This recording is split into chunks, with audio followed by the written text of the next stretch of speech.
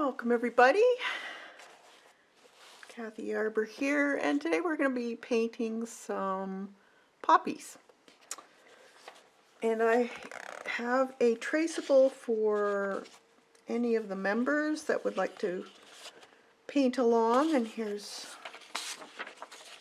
the traceable. And if you're interested in the traceable or live, I have some live videos that I did and real-time videos for painting different things that I've done through the year. And you can just click on the join button and you'll get some information on that. And we'd love to have you in our group. This is kind of like an art. I don't know if you can see that very well. It's kind of light in some areas. I did put some marker in some of the areas, but yeah, they're open poppies, and then there's just a round vase that is in there.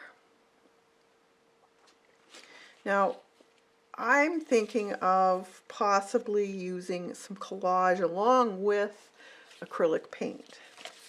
And I got this idea through Kathy Berg and Colleen's channel. And you can find her channel under Kathy Berg or the Scrap Chick. And she is on every Tuesday at 10, I believe. And she mentioned an artist that was doing I think she called it tin can flower canvases. So what she did was she took a label off of a can. Where did I put that? Okay, I had it just here a minute ago and now I lost it. Oh, there it is. So I've got this Maxwell House decaf coffee label, and what they do is they use it as the vase part, so you can cut it and shape it into any shape you want. It's a cute idea, and then she does a very, I guess you could call it a collage abstract with acrylic paint over top of it. Hi Marianne, Michelle, good to see you. So you could actually do that if you want, or like what we did last week was we did some jelly printing last week, and I showed you the differences between acrylic paint artist grade and the craft paint. And there is quite a difference. I'm so unorganized today. Oh, there it is. So here's the difference. This is the artist grade, and this is the craft paint. So there's depending on the look you like, there's quite a difference. The artist grade is much brighter and brilliant, more crisp, and the craft paint can be a little more distressed looking. It's not quite as bright, depending on the colors you're using too. One color can, depending on the opaqueness of the paint, can actually cover up the other. Whereas you get more of a translucent color exchange going one over the other, which makes your other colors, like the purple and the green. So depending on what style you like. Hey Janet. Nancy, good to see you. So that was fun to do. Then this was another one, and we just basically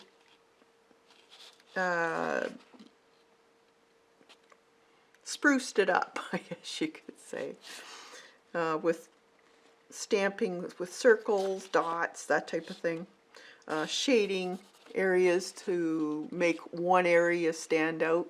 So we got highlights and shading areas here. So there's all kinds of ways you can use these. You could actually use these for the base of this vase. You just cut the shape out. So it would depend on what you want to do. So you could do a green. So pick an area that you really like. Maybe the bluey green one here. Do have the leaves. So it's fun to do though. Now what I'm going to do, I think, not sure if I want to put this on a background paper first. Now these are a little too busy for a background because then you're competing for what to look at. So you don't want something too distracting. As your focal point, you want that as clear and precise as possible. So if you had something like this in the background, this would probably compete with it. So myself, I don't tend to use too busy a background. So I'm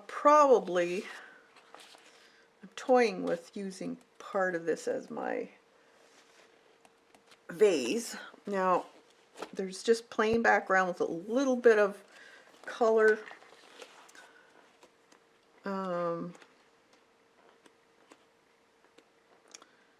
Could use one of these.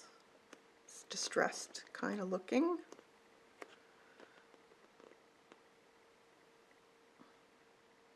I'm thinking of my vase color too.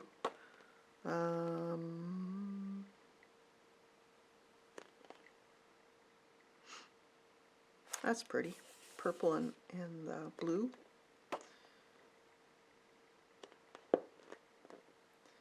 That's nice too. It's not too distracting. Let's see. I like that because there's no real pattern, defined pattern on there. There's greens. That's nice too. That would go with red poppies or yellow or pink, any color really. Might go with that one. Let's see what other colors we got here.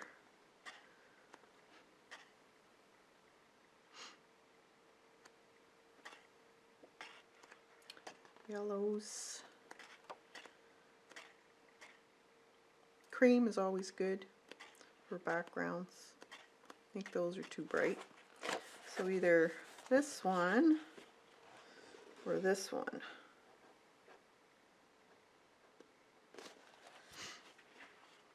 I'm going to go with the green.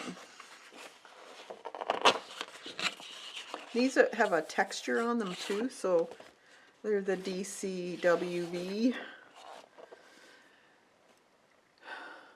Old World stack. It's nice paper.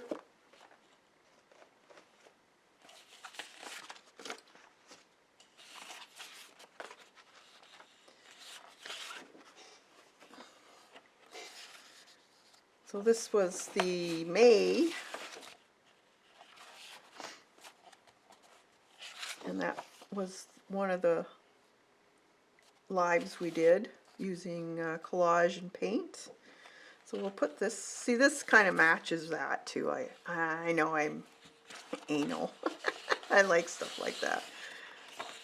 I'm always thinking of how it will compete with the other side. Wouldn't have been bad if it was a whole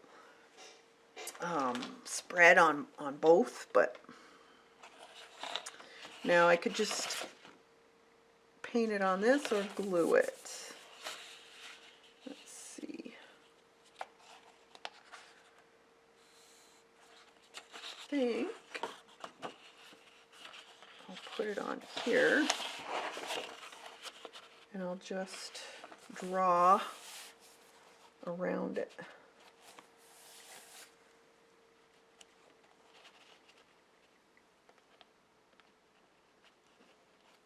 that way. Make sure it's in there right. That's gonna compete with that. Maybe a little bit. Push it up a bit.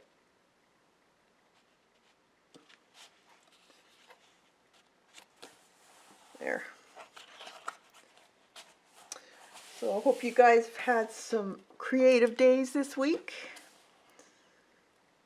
And you can be creative in many ways. It doesn't have to be art. It could be in your garden. It could be cooking, sewing. There's many ways of being creative. The important thing is that you're enjoying the journey while you're being creative. That's the way I always look at it.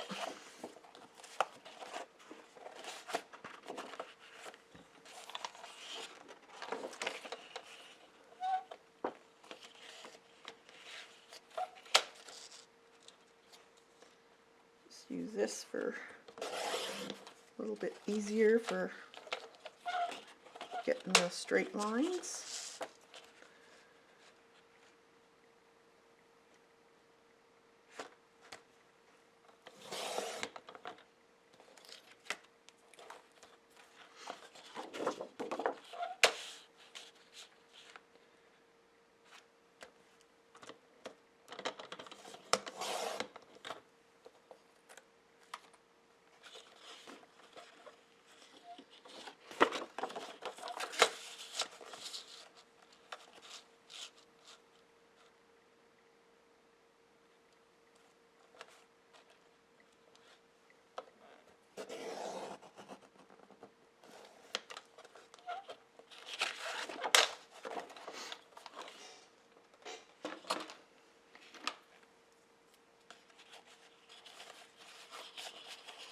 The leaves, what, these?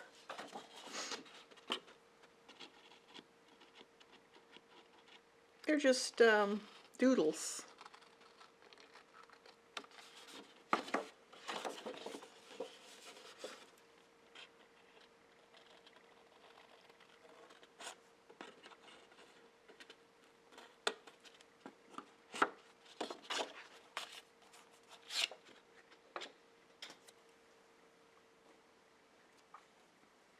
Yes, I love poppies too. I like all flowers. I do. I would have a hard time deciding what would be my favorite because it changes by the week. It's whatever is in bloom, really. Now I'm going to put this aside so I don't glue it all up. And I get my glue brush.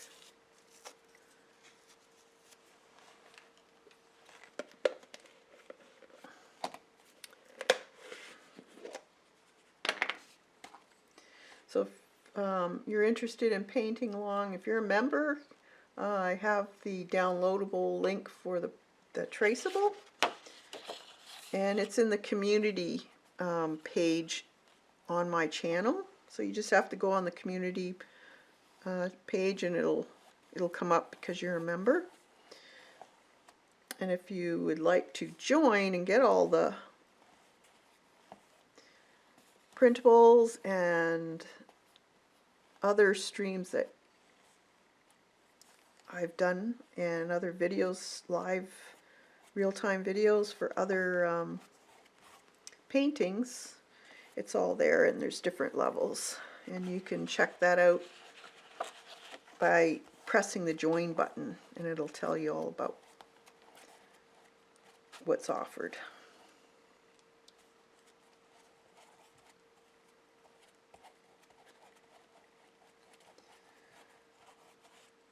So this is a matte medium gel.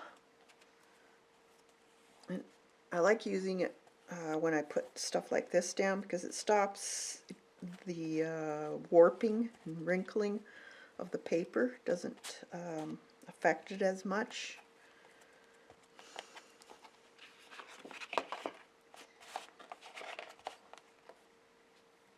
kind of have to be quick though to put it down.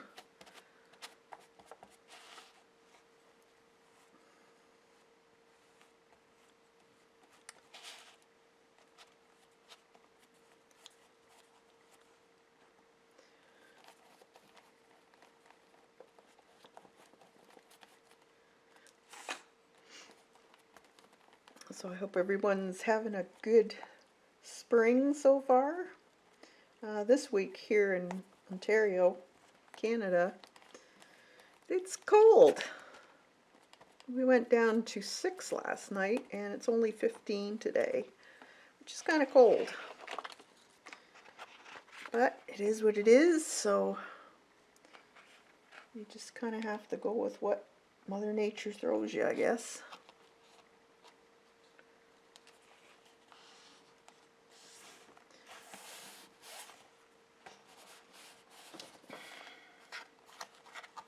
Hi, Katrina.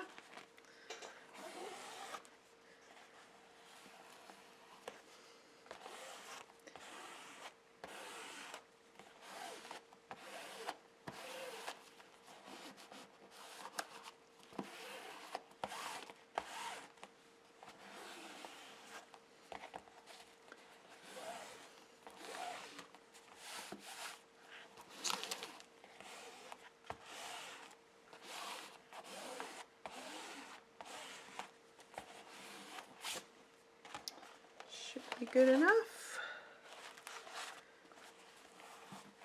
Or did I put that too close to the edge, I wonder?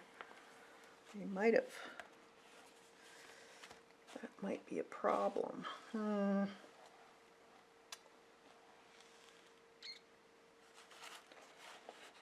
Should have left a little bit.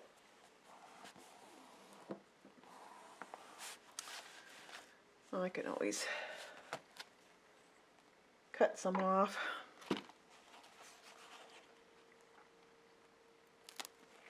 Yeah, it's a little bit there.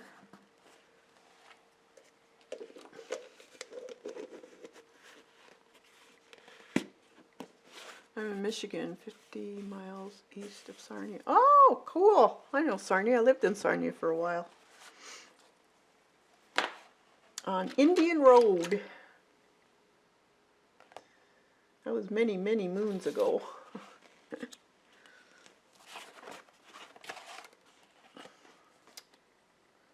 I'm going to see if I can take a little bit of this off, if I can find my,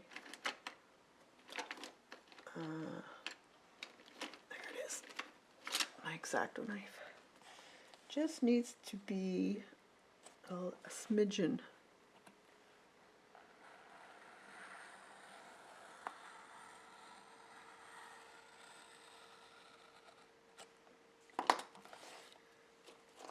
Let's see if it is enough. A little more.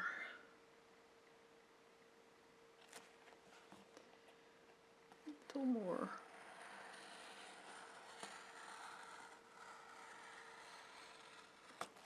If it goes through, it goes through. There. That's better. So it was just a little too tight. Yep, that'll work. Might have to glue some of the edges down later, but it should be good enough to paint on. I think we'll dry it a little bit.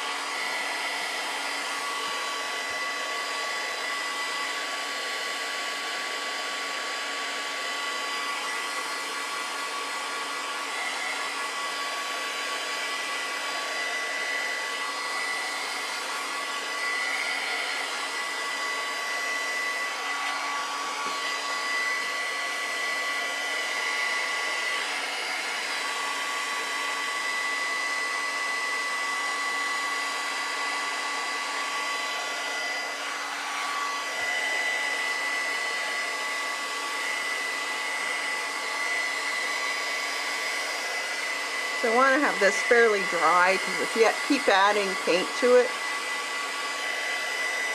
especially when you've got such a heavy folder plus the paper on top, it can really, really warp if it gets too big.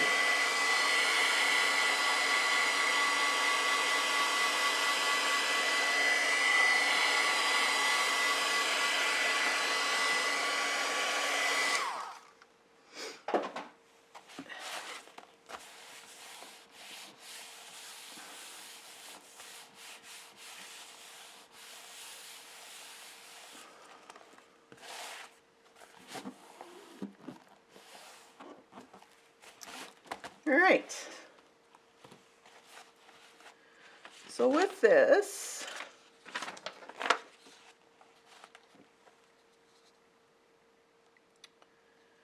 we will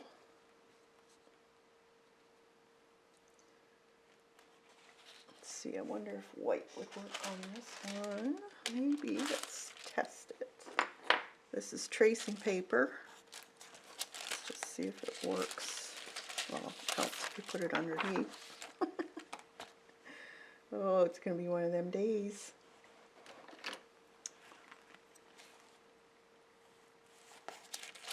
Yeah, that's good. Okay, so we'll trace this on.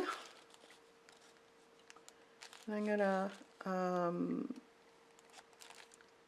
tape it on so it doesn't move.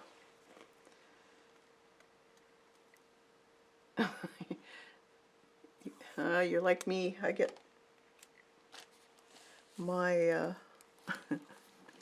east and west mixed up all the time. I haven't gone to the States that much, so I don't really know. Even when I lived in Sarnia, we didn't. So I don't know where everything is, like as far as cities and stuff. I guess I should use a pen so I can see where I've been. Let's see if this is working. Yep.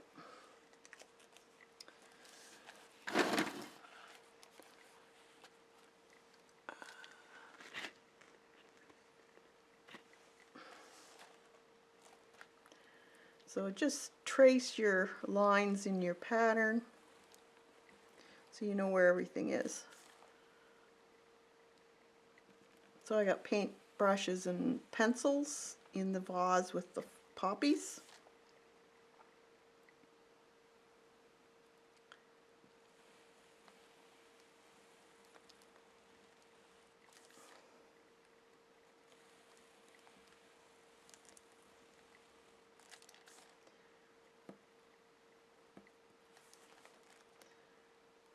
Some paint brushes.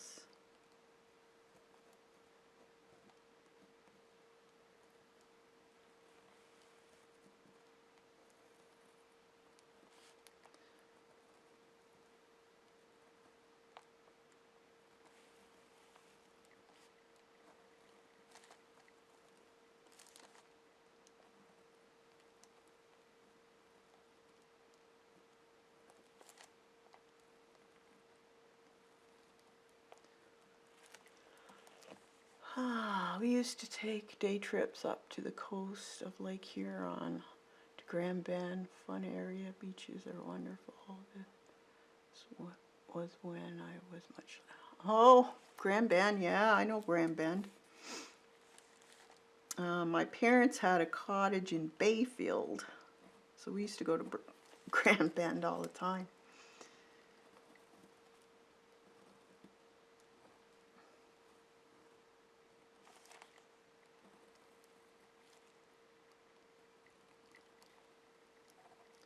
Good times.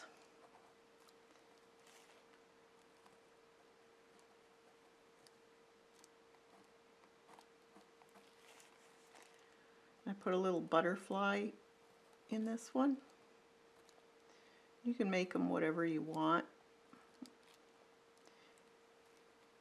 Do whatever color you want on him. You could make him up. He doesn't have to be like a real butterfly, depending on the colors you want. You could even, I know there's lots of butterfly ephemera. You could use one of them. Maybe that's what we'll do. But I'm just putting him in there so I know where he is.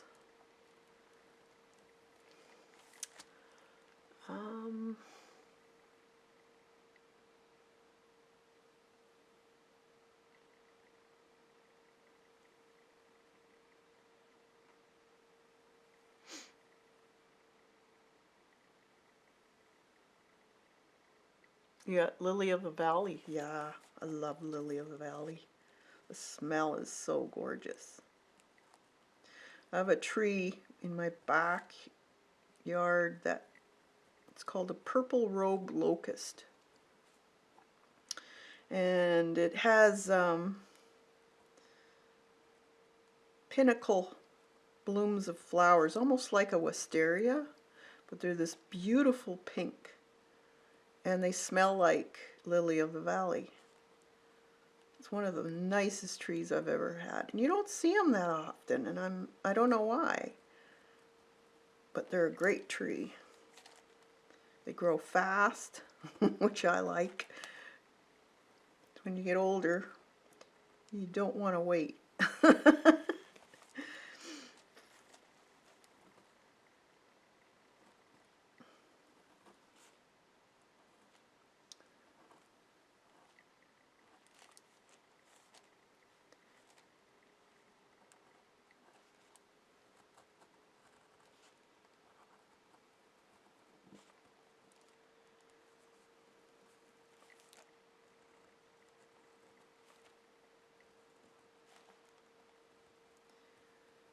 So you don't have to be like precise on your petals, because nobody's going to say it's wrong.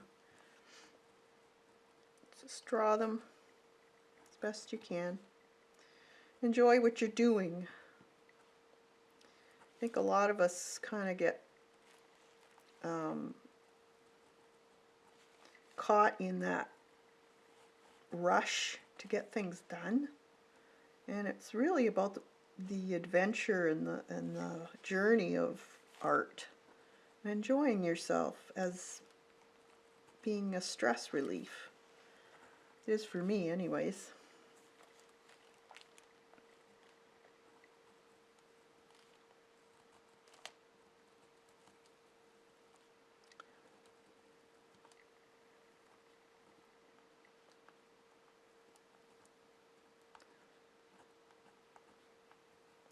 And always, you can either take 2 copies of this, would be a good idea in case you mess up or need to cut one.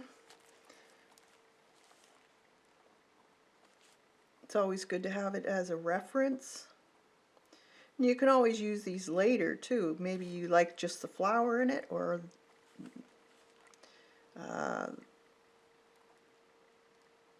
just the idea of the pencils, whatever. It's a good reference to keep, and then you can use bits and pieces of them also to make your own composition.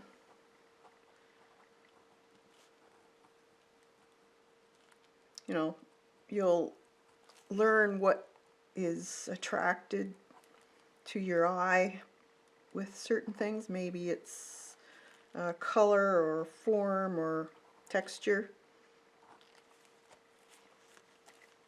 You'll learn all these things as you go, as you do more.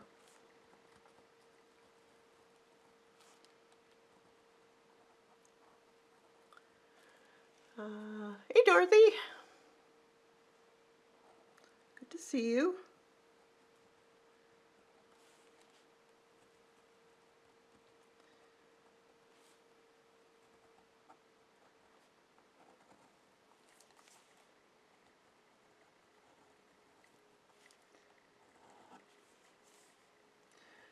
This is for you, Dorothy, for download if you want to try it.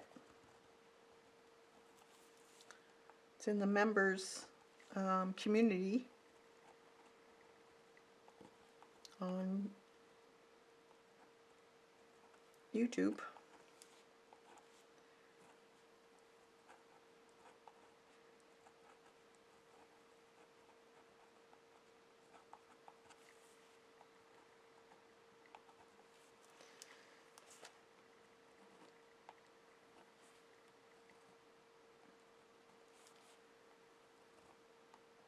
So I think I'll do, poppies just aren't red. They can be pink, white, orange. There's purple ones, rose colored, many, many colors. Oh.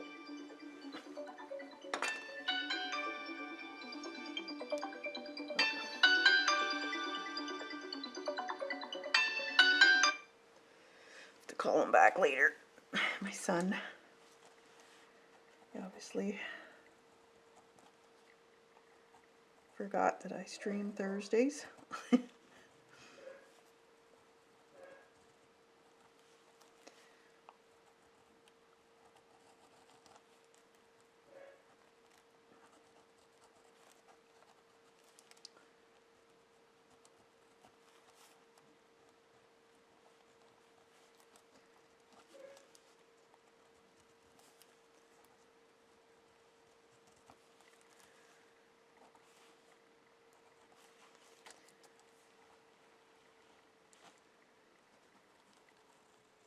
Almost done here.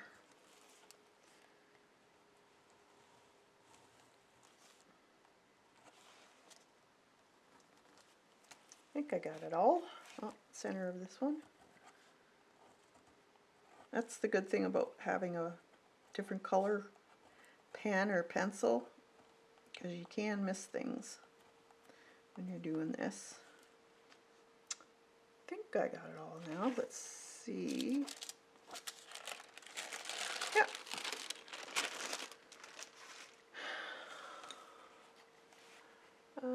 Have some small yellow ones out at the moment. Oh, awesome!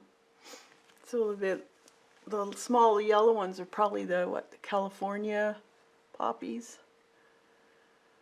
They are wild self-seeding ones. Oh yeah, I know the one you're talking about. I like those though.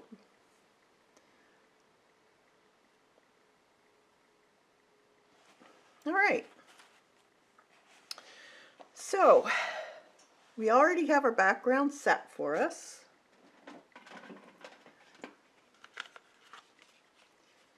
Let's see. Take some of this paint skin off.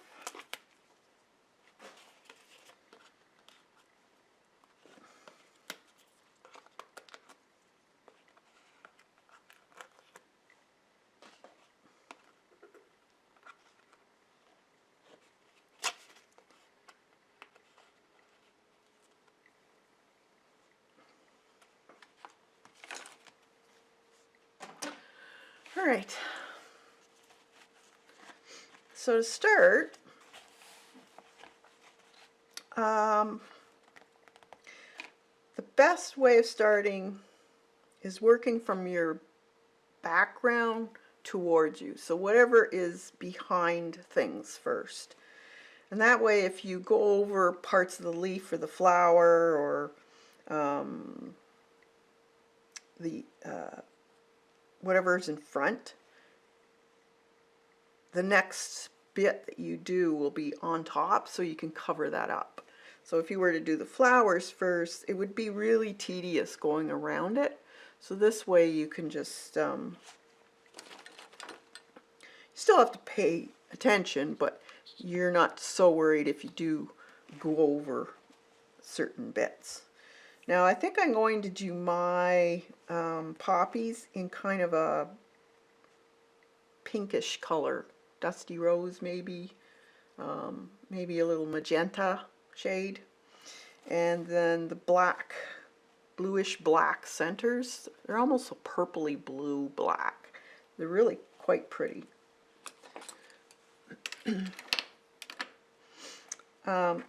And I'm thinking, instead of painting that vase here, I'm thinking of cutting out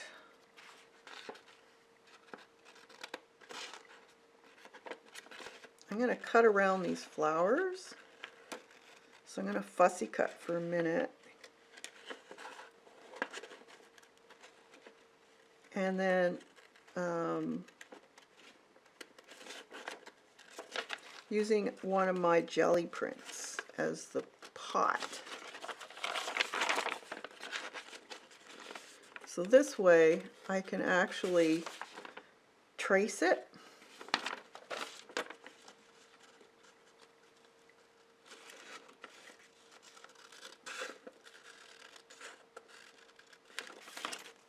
Or just lay it on top of your paper, your jelly print, and then cut it out.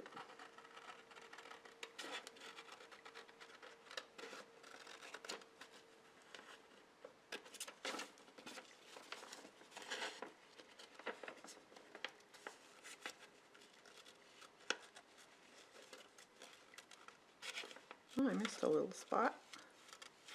Just noticed it.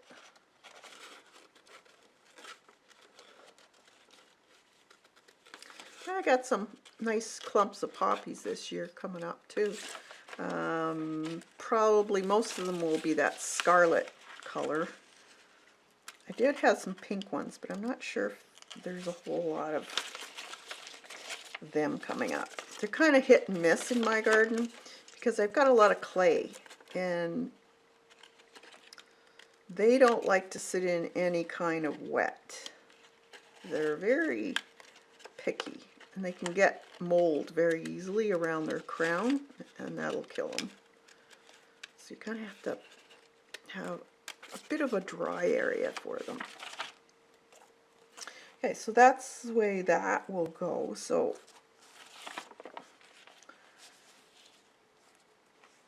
let's see. I was thinking of this. We call them Welsh. Oh, yes, yes, yes. I know Welsh. Yep, you're right.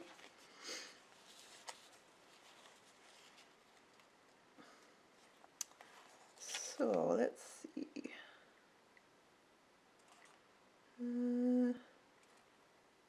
Yeah, I think I'll put it like that. And put that on the bottom.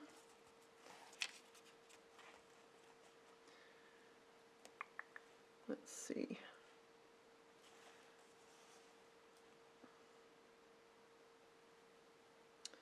My glue stick.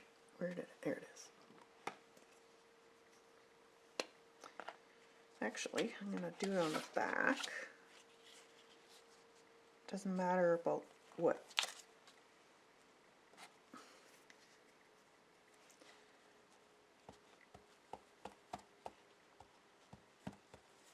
If it's reversed or not, because it's the pattern's pretty easy. So we'll just glue it on here on the back, and then we'll cut it out. Let's see, I'm on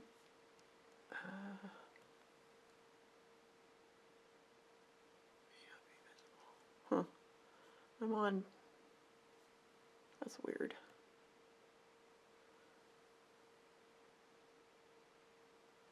Pop-up chat.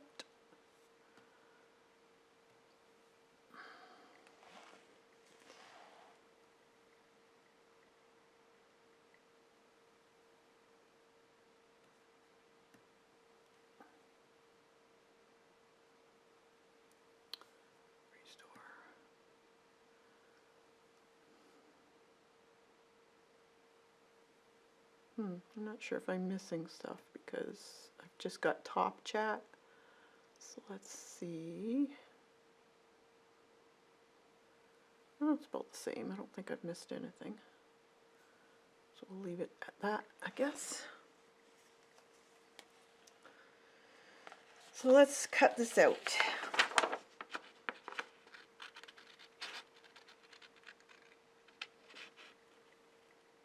and then we'll just glue it.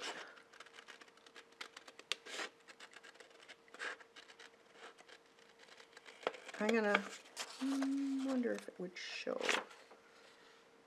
No, I guess I'll just glue, cut it out, because I don't want a ridge. I was thinking of just doing a circle and then just painting over it, but you would notice the ridge on it.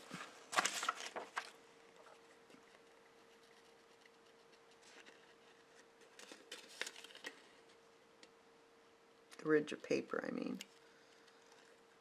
Which you don't want that showing through the paint.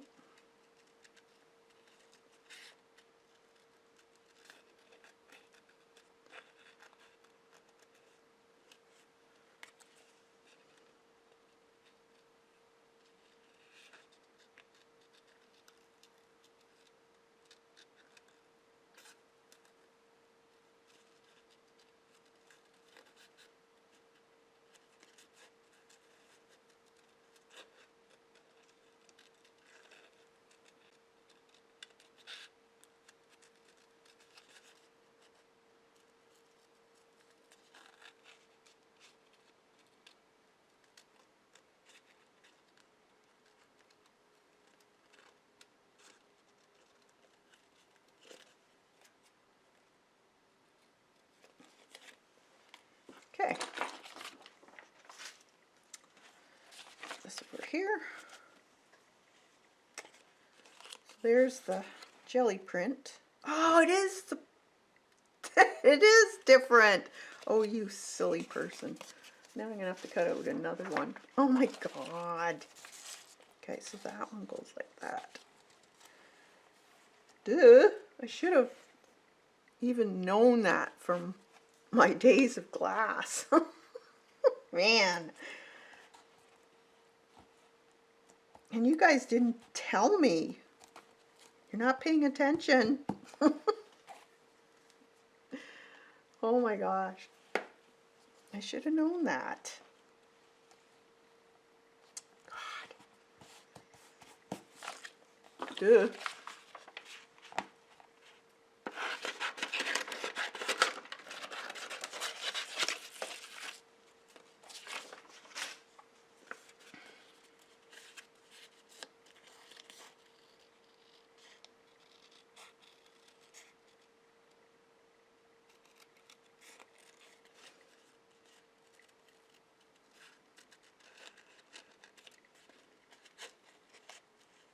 Wow, so this is going to be very super thick. Oh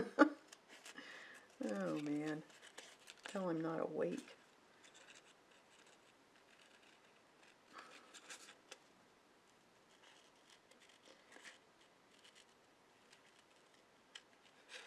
Pattern didn't mean it.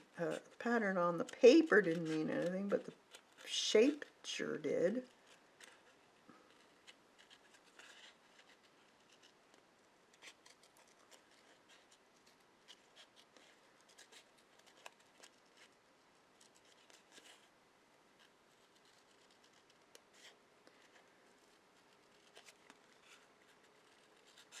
Well, at least it was something small.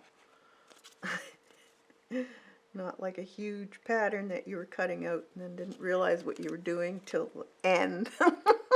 I've done that before. When I first started doing glass patterns and you have to copy them.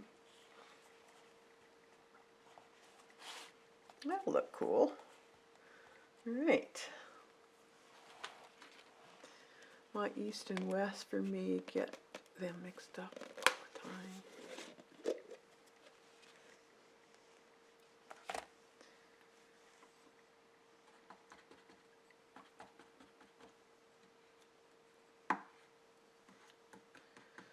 It's paper.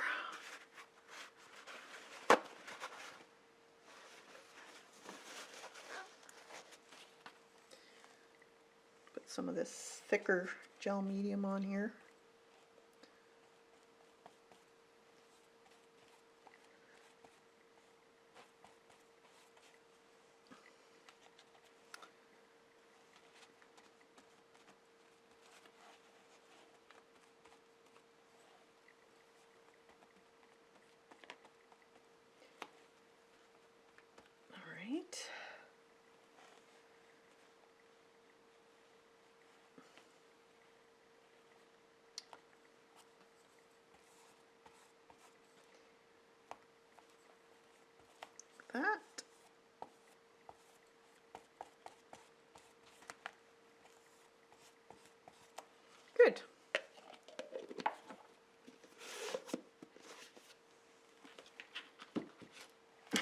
Yep. East and west. Yep, my east and west in art isn't good either. Make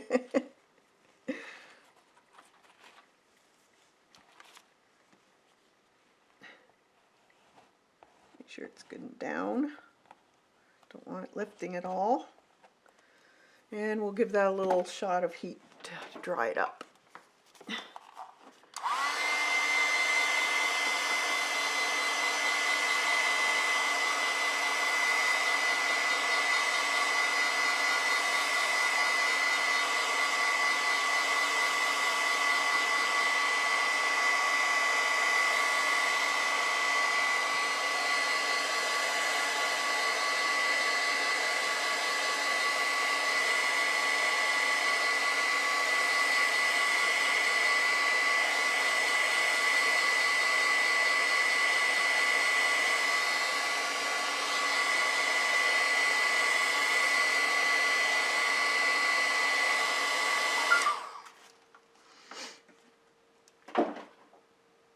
Let me check just to make sure it's not an emergency. Oh my gosh, my finger's full of matte medium. Nope. Nope. Okay. All right. So now we're going to start with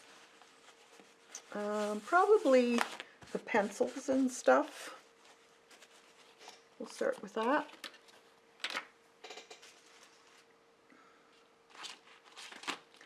Let's see what color I want.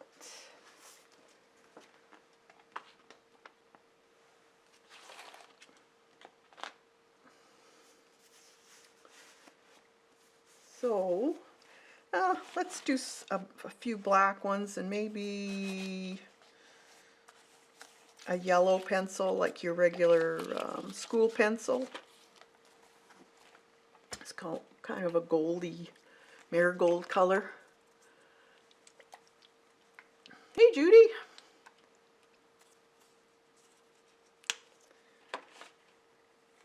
So put a little bit of marigold. We'll use some of that for some of the inside of the little stamens and stuff too.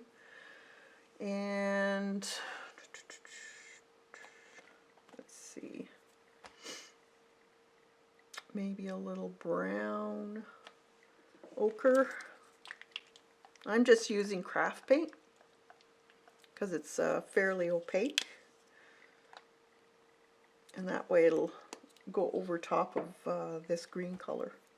If it doesn't, if this green still shines through a little bit, you can always put a little bit of white craft paint into your color. You may have to go over it twice, but at least then it'll cover it up.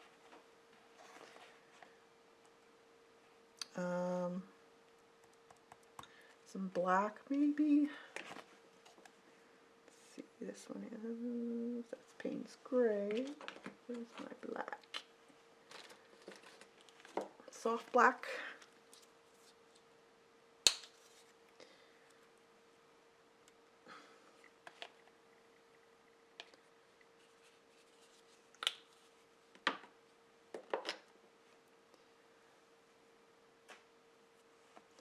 And white, because we'll have a little bit of make some grays. Let's go. Okay, that's good for now. We'll start with that.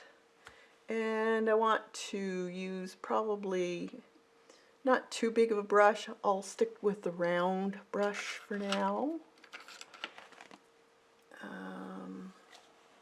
Let's see.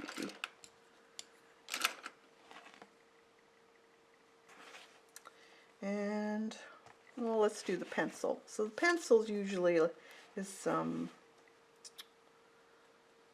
marigold, you know, the old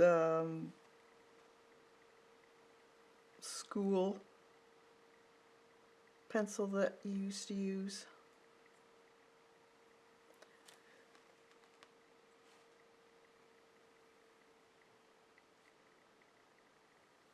I just like to do a base coat first.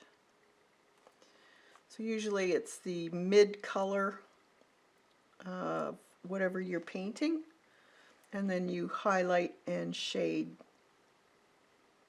to finish it.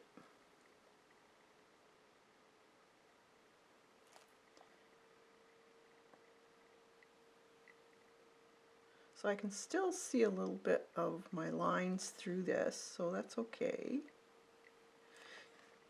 Sometimes you can use the see-through, depending on the color you've got down on the background, as part of a shaded area.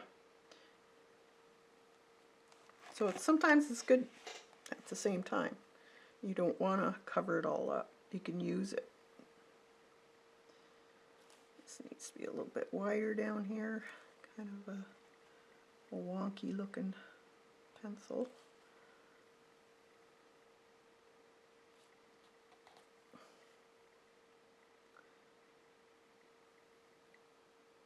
There.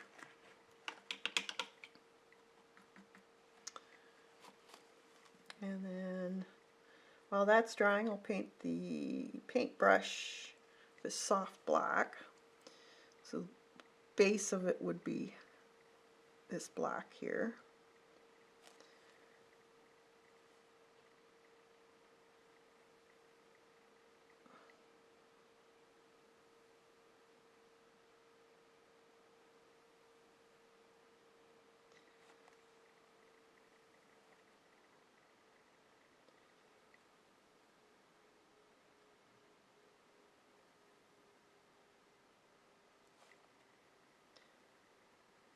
Go around the leaves.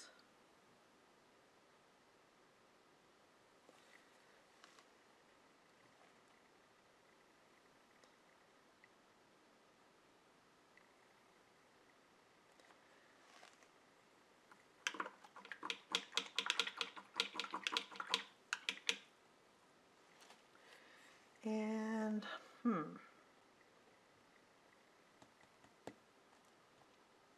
what other color should I do? I think I'll just stick with the black in these paintbrushes.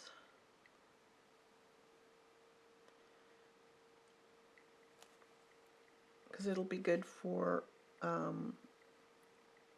composition wise, because of the black on the base here. So it brings your eye up and around.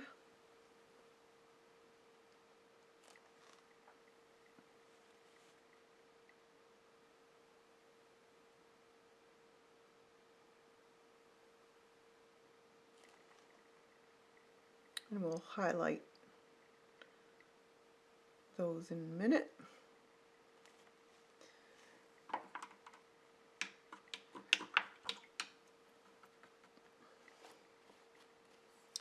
Okay, brushes, or we could add some of this ochre color and add a little bit of that, just a smidge of that black to it. And that'll give us a little bit of a darker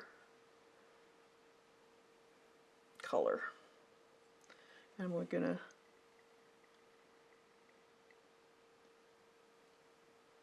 just put the bristles on the brush.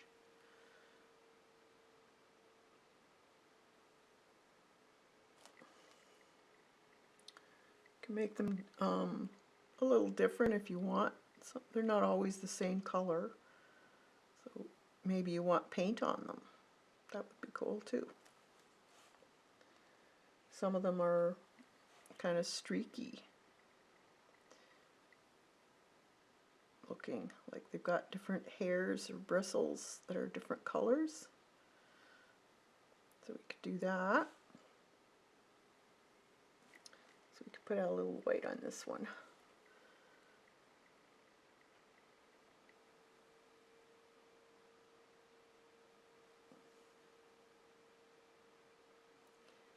Maybe just in the center there. Just add a few colors to it. You guys want me to go in a little bit for you?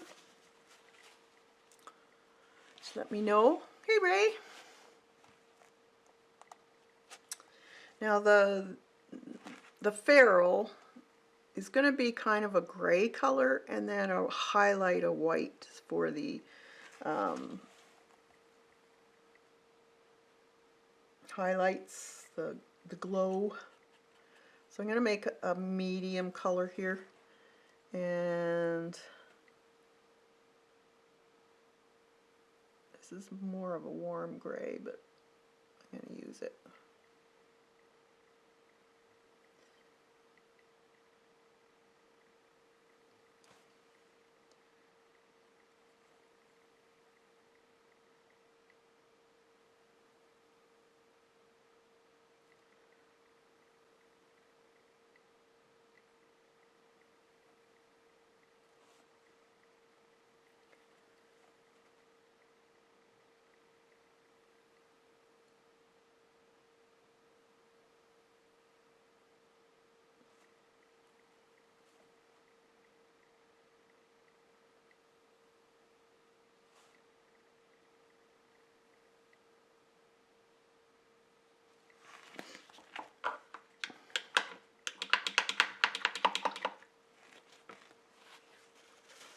I'll bring you guys in a little bit so you can see what I'm doing at least. Now, I don't know if you can see the highlights. See, there's, depending on how the light's hitting it, there could be real bright reflections. So we'll just add, now you can use your paintbrush, or you could use a very small marker if you have one. But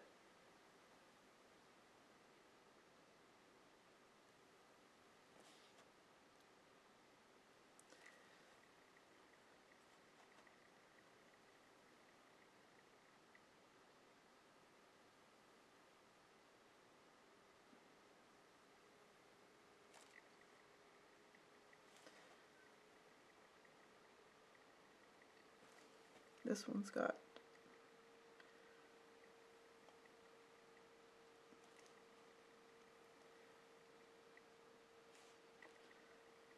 I think this one had a little thicker here.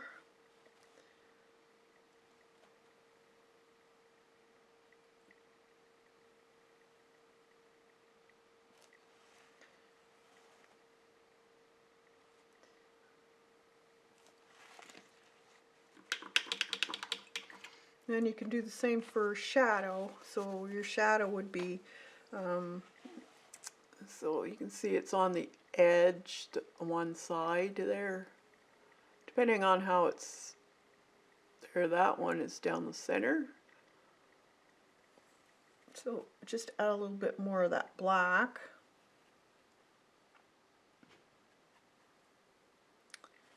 And then we'll just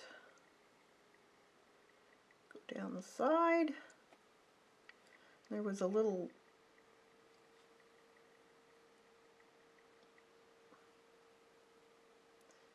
bump.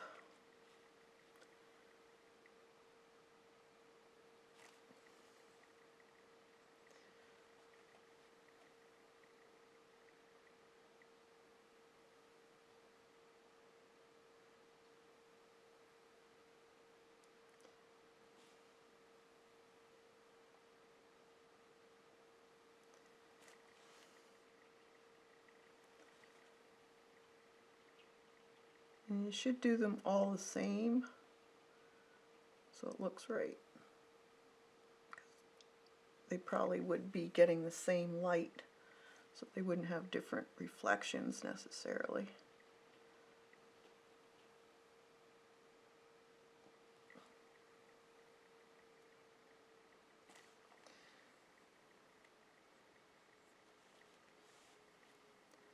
And I'm going to put a little bit of highlight on the handle too.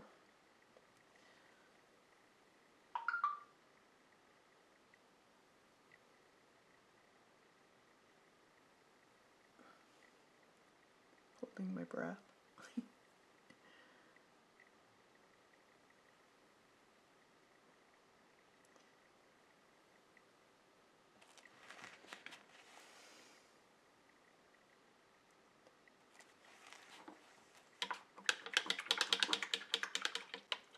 So in the handle you can put, it's not a whole lot, but it'll be, I don't know if you see the handle.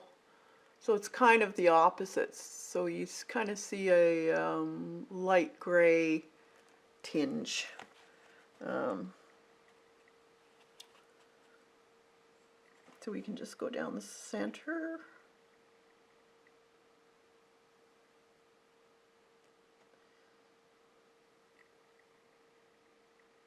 It doesn't have to be bright, because it's a black.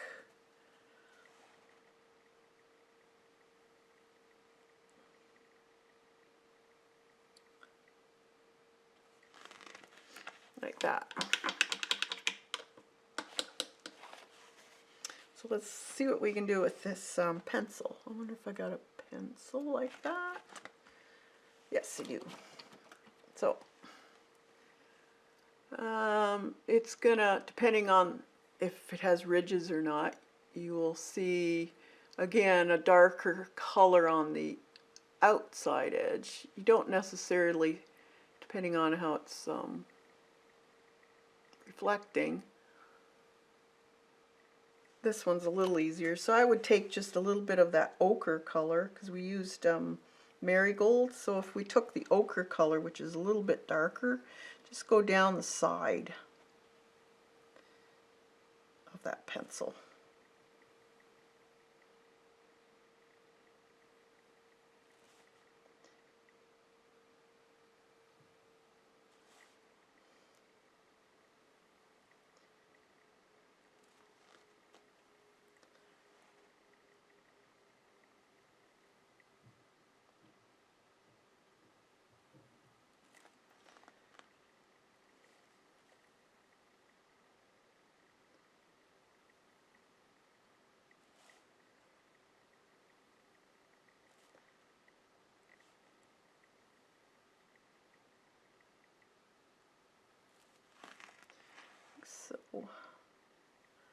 So you can see a little bit of white there, but don't worry about that too much, because that's chalk basically, and you can erase that. I'm going to take that marigold color again and go down the center.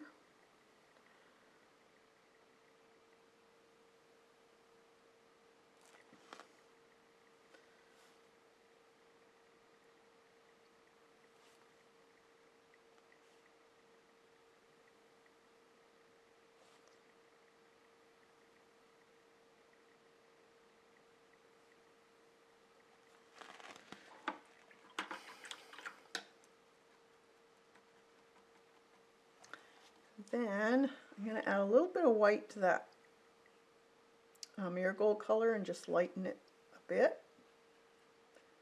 And just a thin line down the center.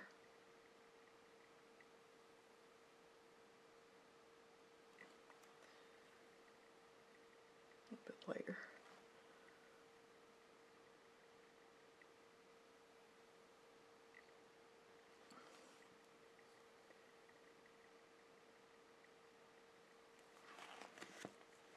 And then just bring that up. Then we'll put the lead part on. So I'm just going to take maybe the ochre color with a little bit of white and just make the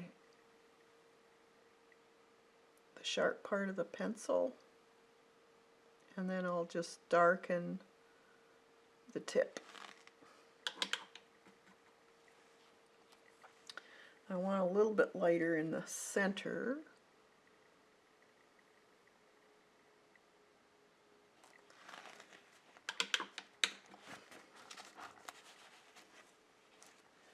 And then take some of that black, just put the lead in.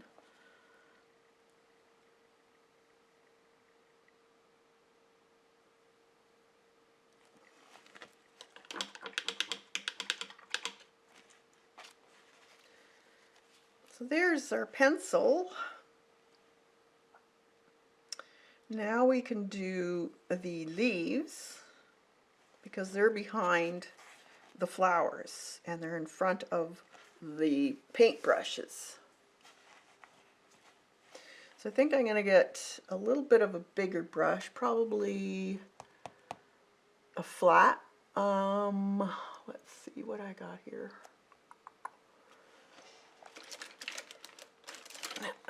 Okay, this is a flat 10 Dynasty.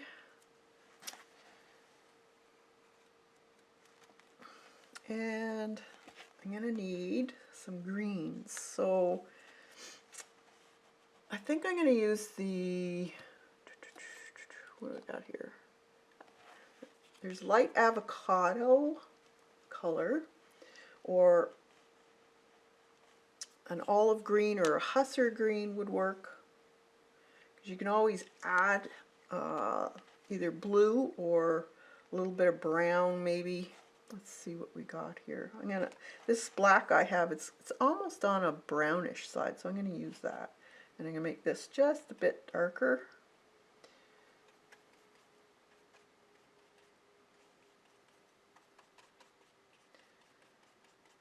So I want some of that.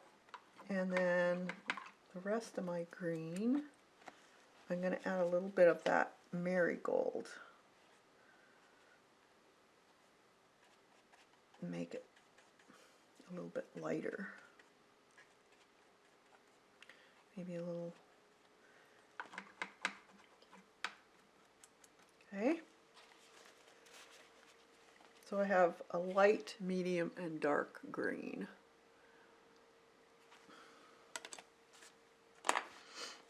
So we'll do medium green now for our,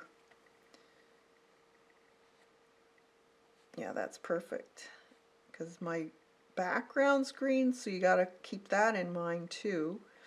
So you don't want it too similar to your background color, because then it would kind of just disappear into the background paper. I'm just going to do a base coat of my leaves.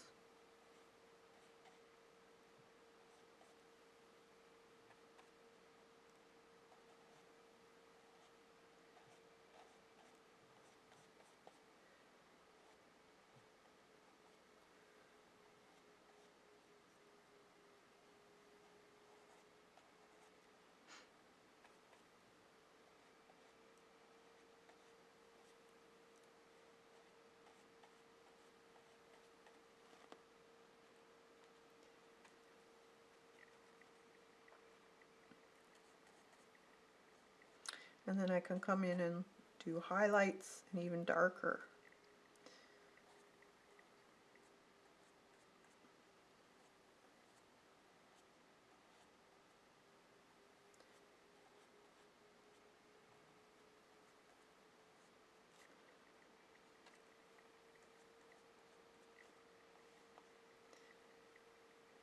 This one here.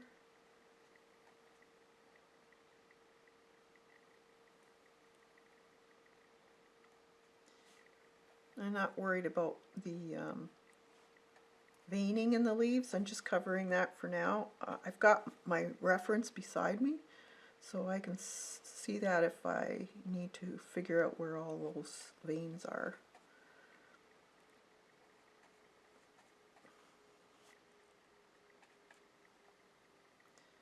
Let's see, that one there is leaf.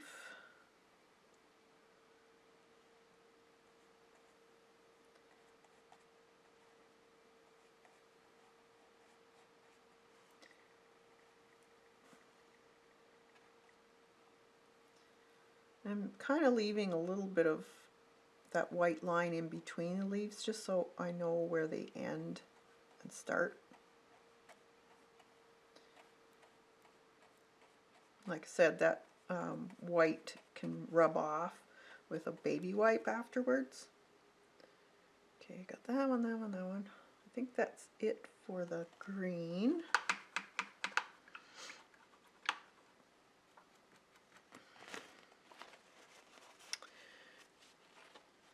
Now I'm gonna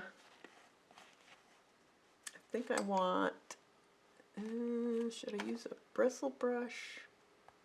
Thinking.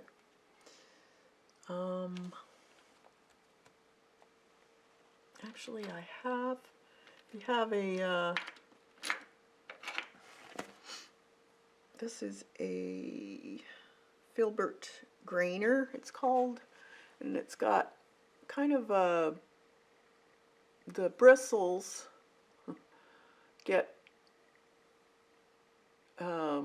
thinner as it goes up, so it's kind of, it's a good one to use for grasses or streaking, that type of thing. So let's try this out. So I want a little bit of this darker color. Let's see if this is dark enough or not. And where the I wonder, no, I'll do this first. I'm looking at my reference to look at the vein where it is. I'm not going to put the vein in yet, but I know it's down the center here. So I'm going to put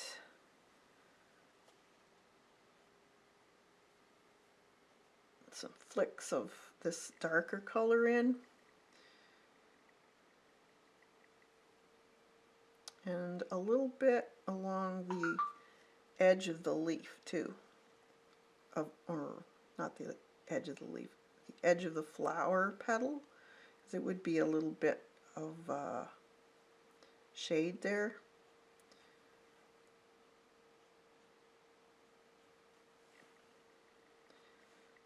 So this one's going to have both sides of that veining area, and maybe a tad up there. So it's not a real deep change in color, but it's enough to show that there's some shadowing there. So this one here would have some up there. And it's just flicking it. I'm not pressing really hard because you want that wispy look.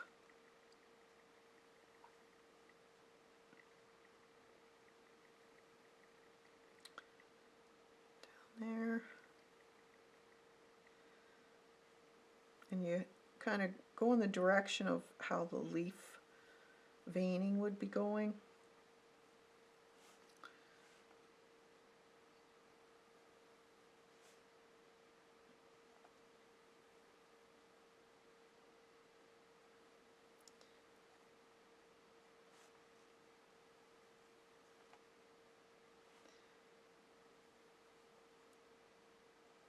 And if you don't get it right the first time, just paint back over it with the green and try it again. That's the great thing about acrylics. It's not, you make a mistake, it's so easy to fix it.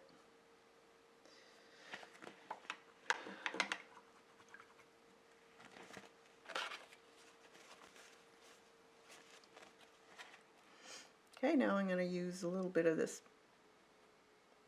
green with a little bit of white in it. And from the edges,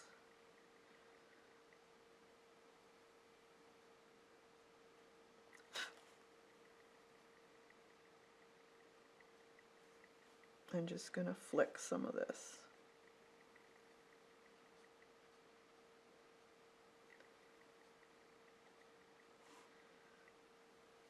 This is more of a stylized leaf than a botanical illustrative leaf, so it's a little easier to do for beginners. So give it a try. You'd be surprised how easy it is. Now we can put the,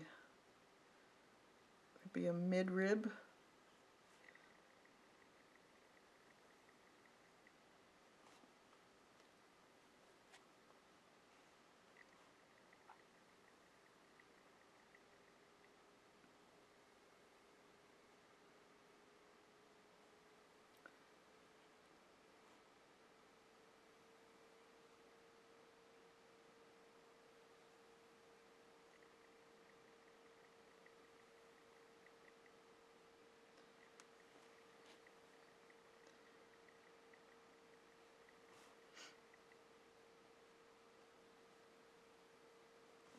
You can just lightly bring in some of that white into the center color, and just a bit on the inside too. Not a lot. Just gives it a little bit of extra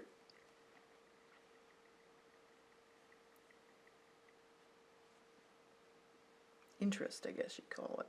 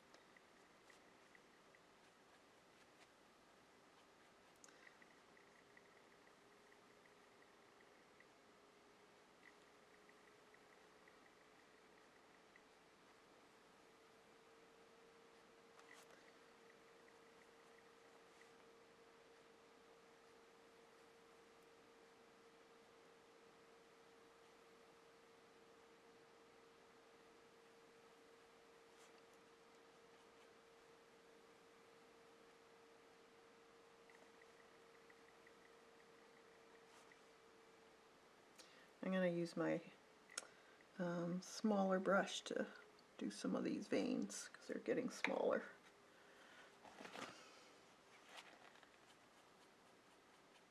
Use the brush that you're comfortable with. It's good to try different brushes, but if you're doing something that you're not experimenting with, then use the brush that you're most comfortable with. I always say you should experiment first before you attempt to do say a canvas that you're going to hang in the wall or do for somebody. Always practice first. Practice brush strokes. Even sketches of composition. You don't want to start a canvas if you don't know any of the colors you want to do, or composition, light source, that type of thing. So you do have to study it first.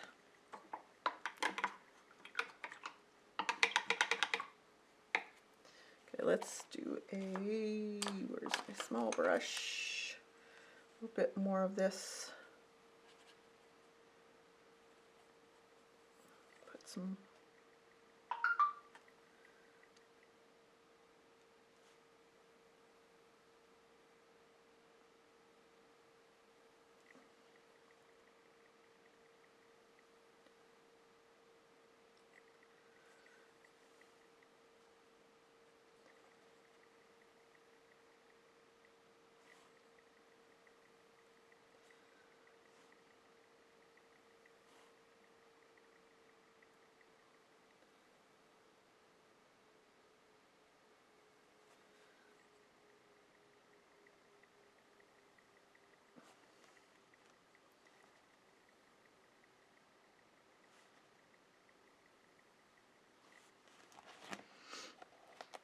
Alright.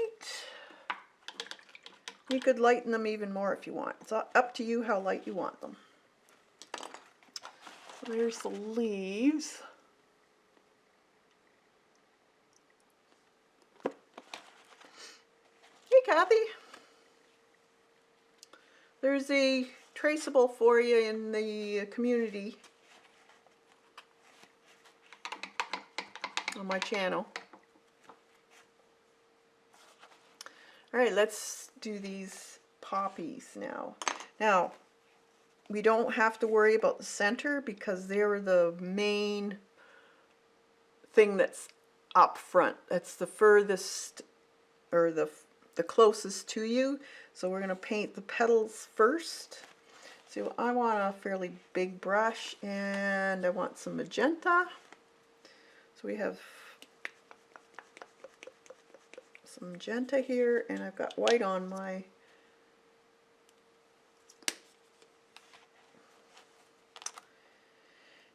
and let's see, I think I'll just base coat them first. Let's see how, that's not bad. Wasn't sure how the green would show through. So I'm just going to base coat these first, and then I will do the highlights and streaking and shadows, and then the center. So it's not necessarily going to be this bright after we start putting in all the shadows and highlights and stuff. I'm not going to go right into the center because the center can be green. They have this green mound kind of.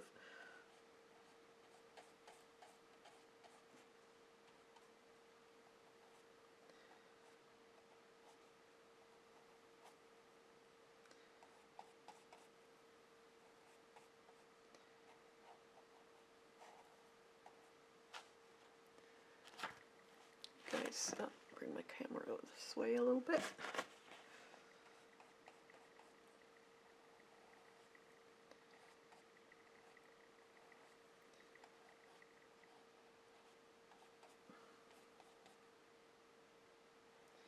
I'm going to separate where my flowers are meeting though, because I want to see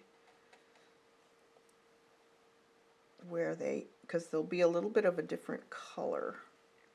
So I want to know where their petals are.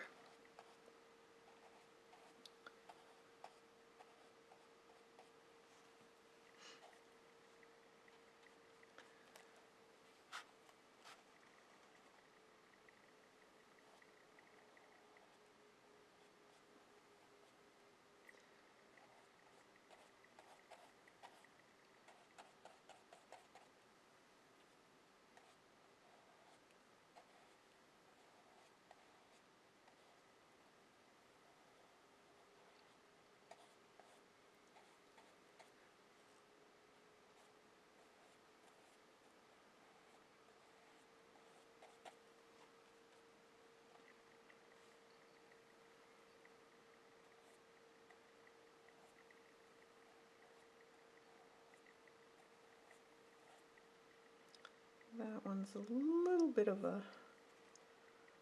fold over.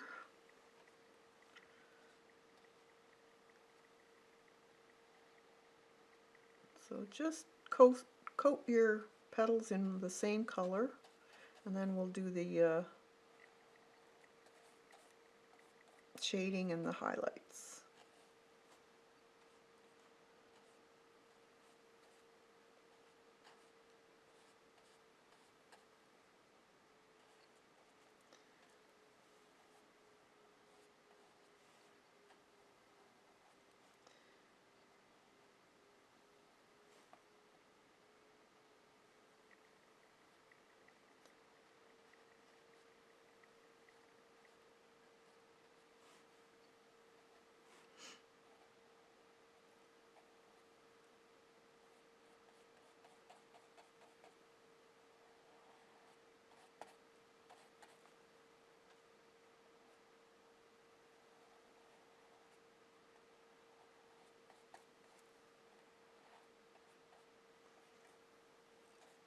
That almost could be a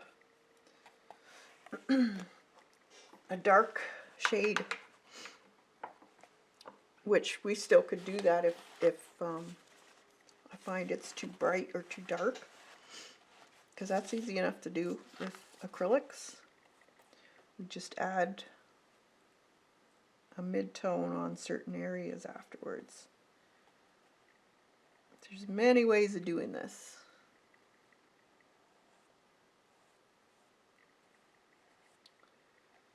Just have to play and paint. This is why I like doing them in the file folders, because it's practice. You can make notes on the back, things that you tried or things that you won't do again, or things that you really liked.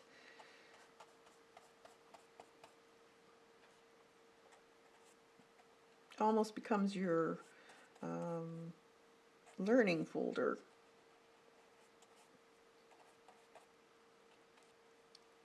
Your reference for what you've done.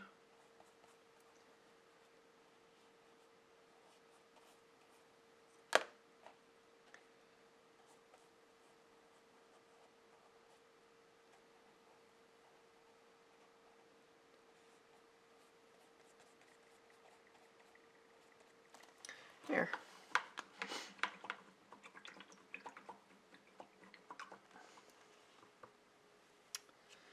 All right.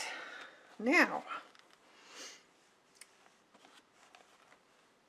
if we were going to make this, I think I might, well, I have seen magenta ones like this. Let me think. I'm going to take that grainer again and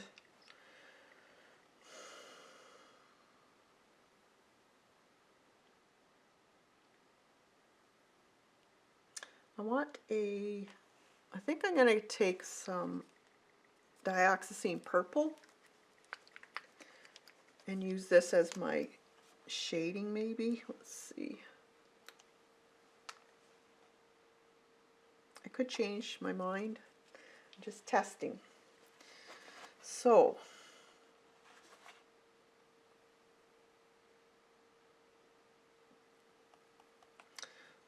I think I'm going to add some white to this magenta first. And we're going to let's see what this looks like. Is that too? Oh, it's not bad. And I'm just going to sweep it down into the center.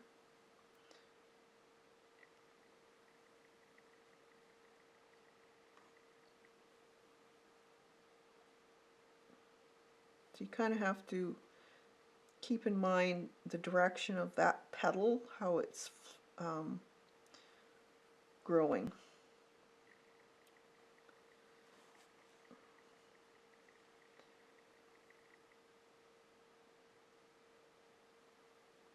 So it's got the streaks going towards the center.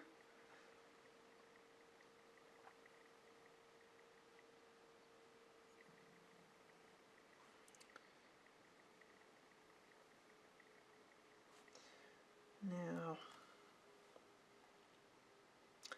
then I'm going to take some of this purple and add it to my brush. Let's see. I think I need it all purple. And take that pink off my brush and just add the purple. Let's see.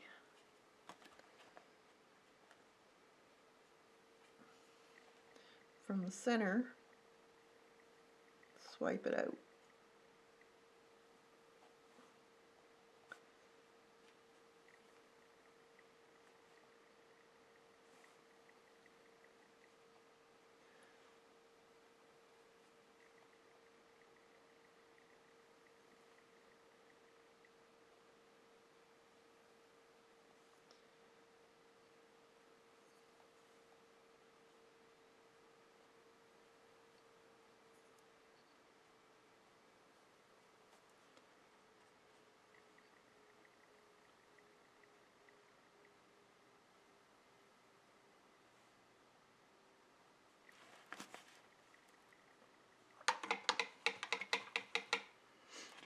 Then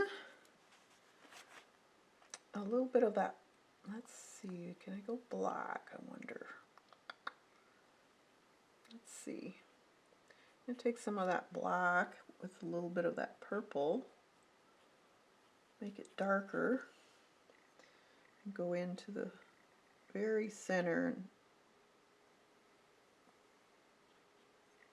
do the same thing over top of that purple I already did.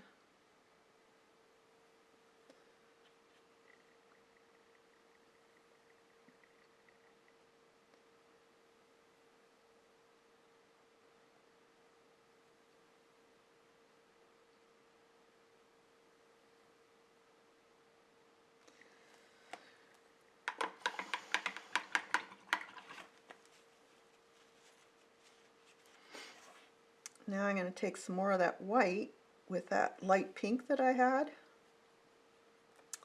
Just on the very edges, bring some of that white in again. Now my paint is still wet, so it's mixing it.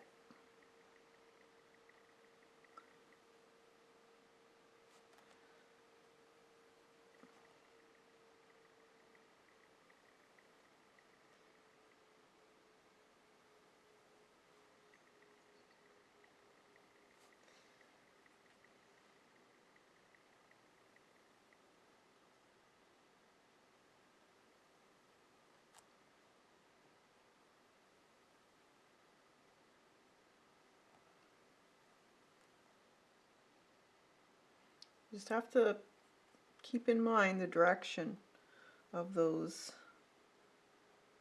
petals.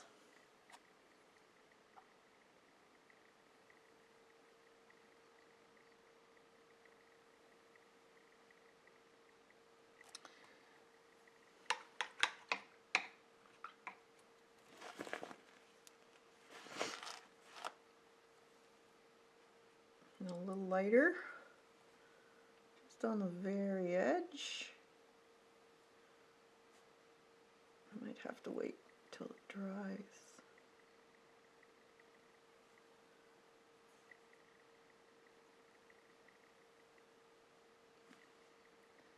Wherever there's a crossover from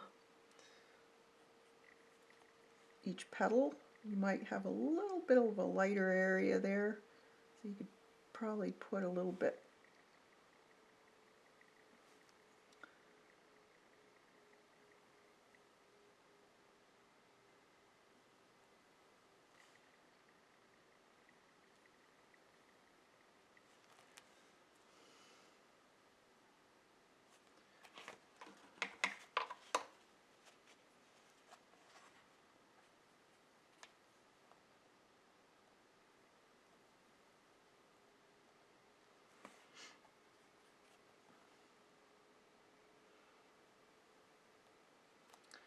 Then you can do folds in the petals. So wherever you're seeing, see how it goes out and then goes in? Wherever it's going in, just put a little bit of darker color magenta. Follow it down, and that'll make it look like a bit of a fold. I think I have to wait for that to dry though. So we'll do the other ones now. So the magenta with a little bit of that white.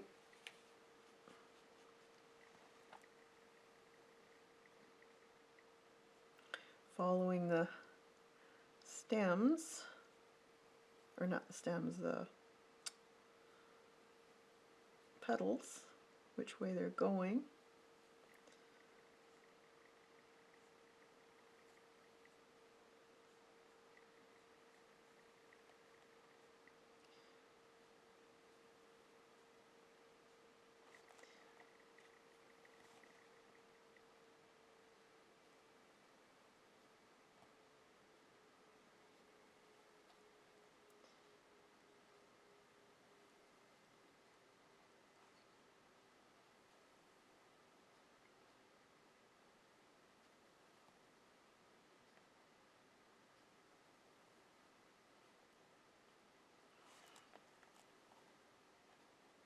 When they're overlapping too, they're try not to put too much white where they meet the different petals, because that'll allow you to have a little bit of a shaded area.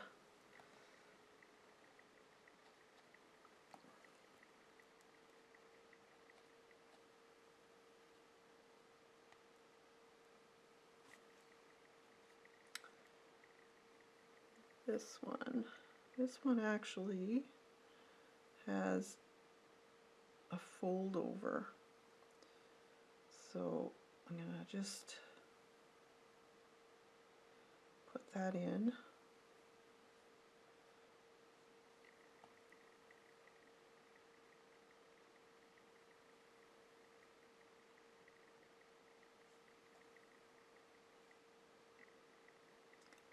because that would be darker.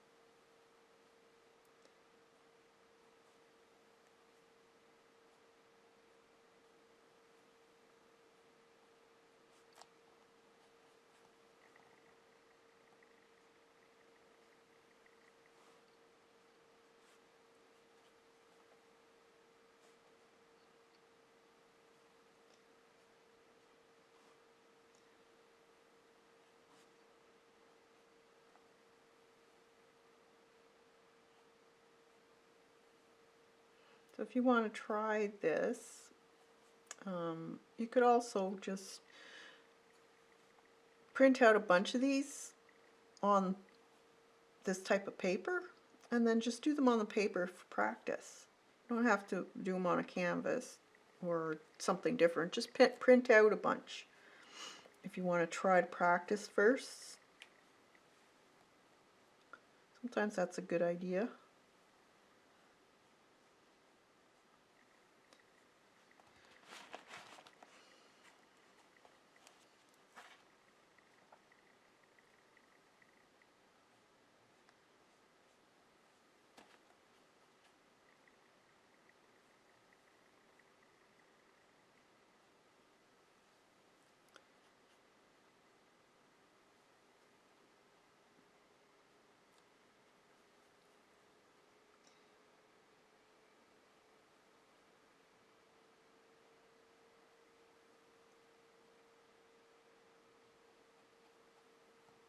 This one has a little kind of double, so I'm just putting the edge of that area in. Might not be this exactly the same of the drawing, but that's okay.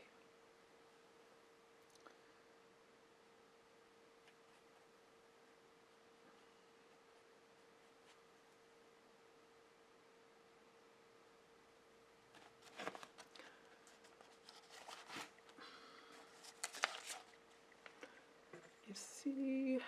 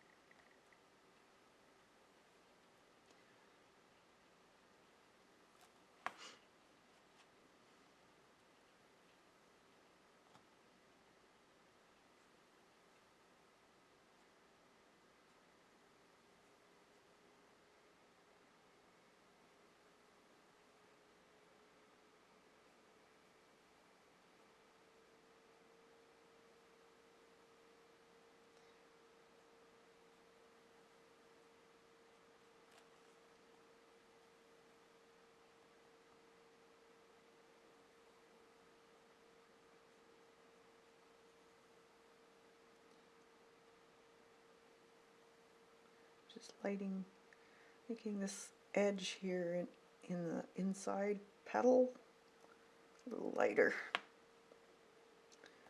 I missed this one here, was supposed to be darker. It's like a folded over edge.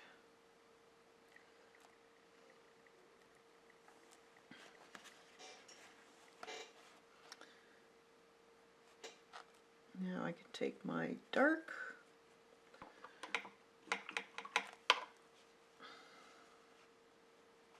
dioxazine purple from the center, swipe it out first.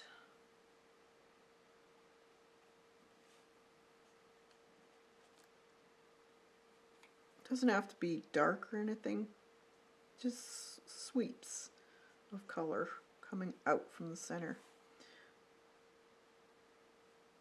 you don't want a really thick application.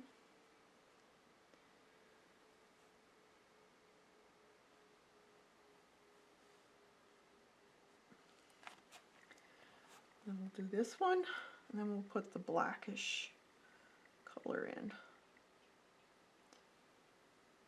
Just have to keep in mind the direction of the wisps.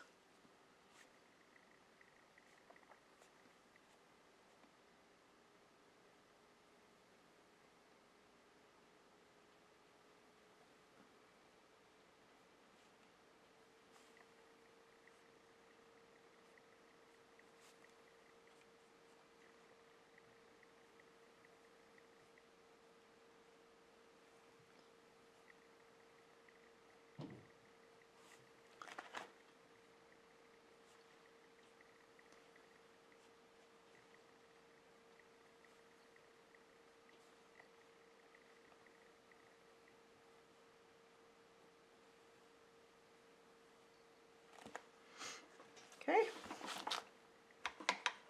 The ones with the black center, I had some a bit like that in my garden last year. Wonderful. They will show up again this year. Are they not up yet, Dot? They should be if they were poppies.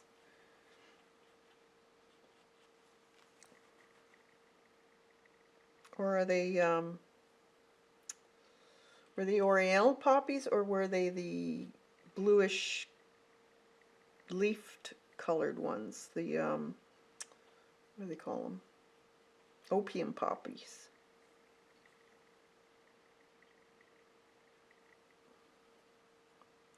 So they have to seed. The opium poppy ones have to seed. They don't come back from the same plant.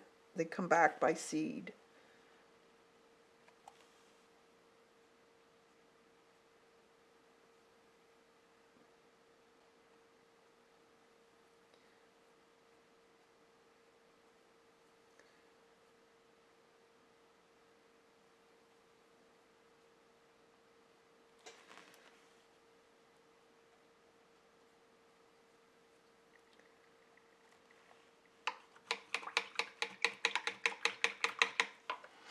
Alrighty. Now, I think I'm just going to try something. See if it works. I might take, let's see. No.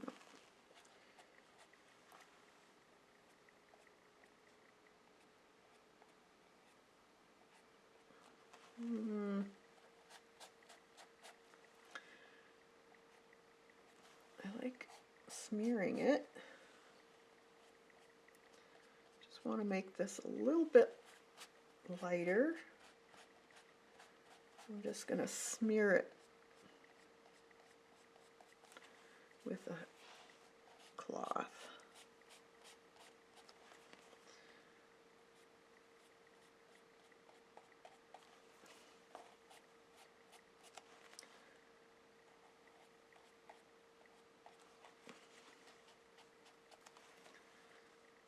Just gives it a little nicer look.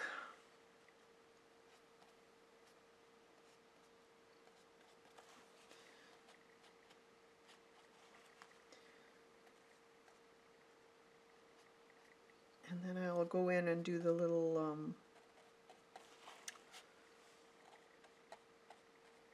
folds.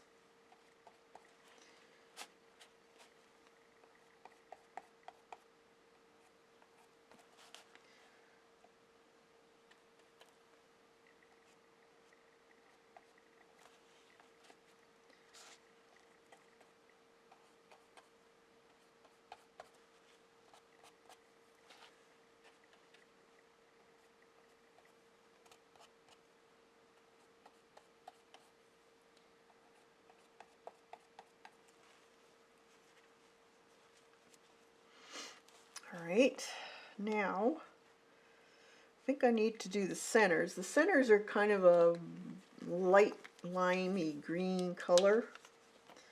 So I got some citron green here, just a smidgen. Let's see.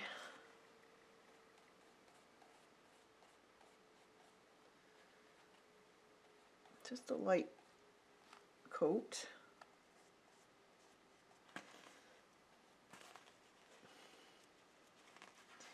And now let's take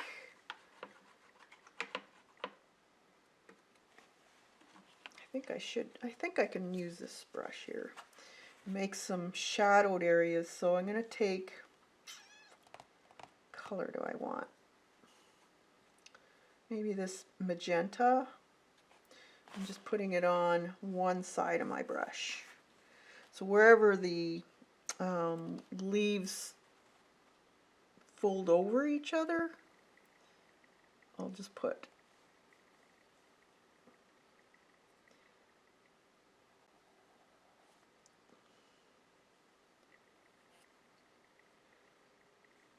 this here.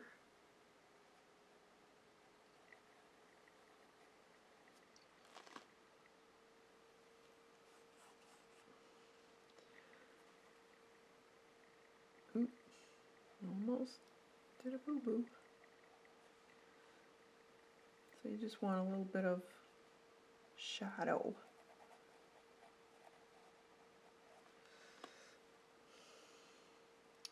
Wherever they're crossing each other.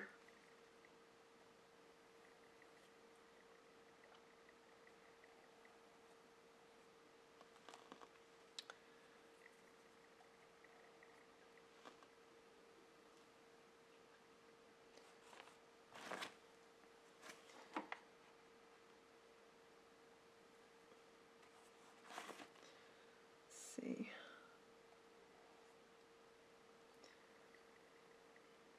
That one is this one.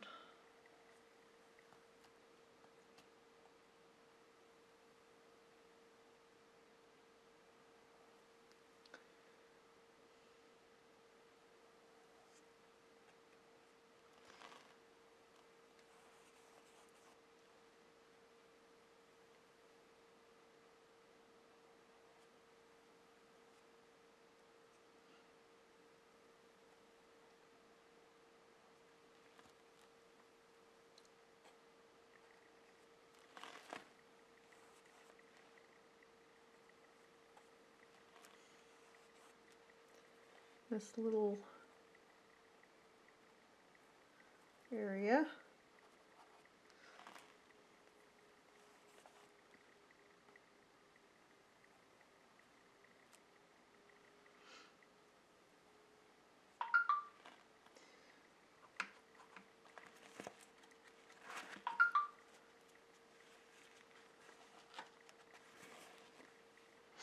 Thanks, Judy. They're fun to do. I hope you guys give them a try. Not enough water in my brush.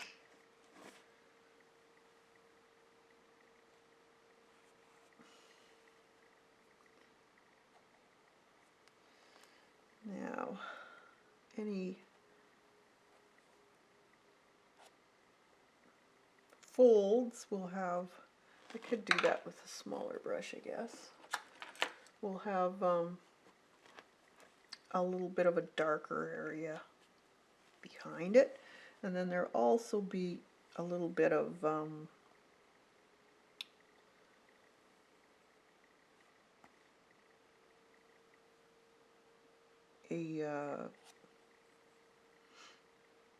highlight.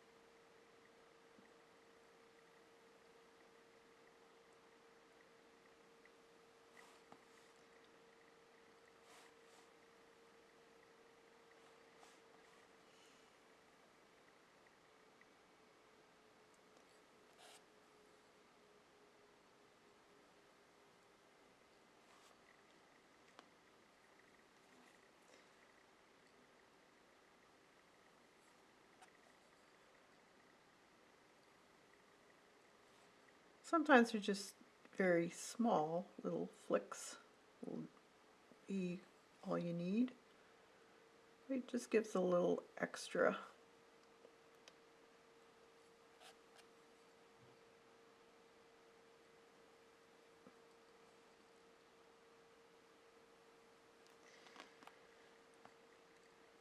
A little extra something.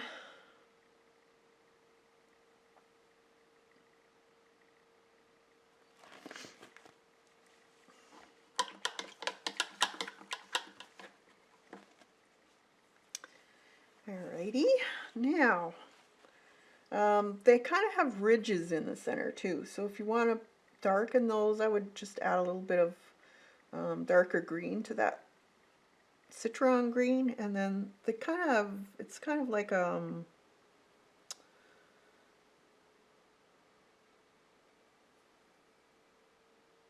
bicycle spokes, I guess you could say.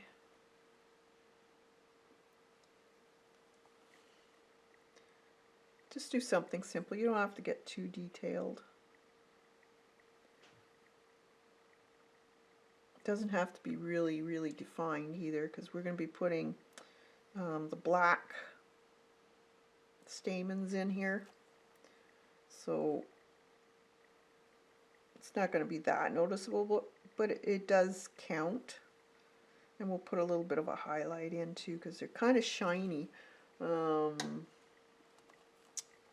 I might be able to use just a bit of that green with a little white and just highlight the top parts. Oop, too much water.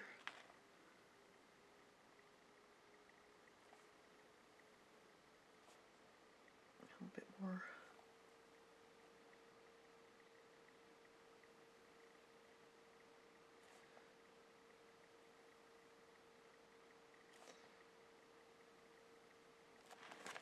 That. And then we'll take a marker. Do I? Let's see.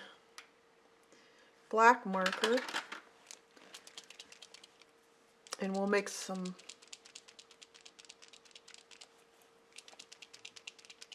lines with the black.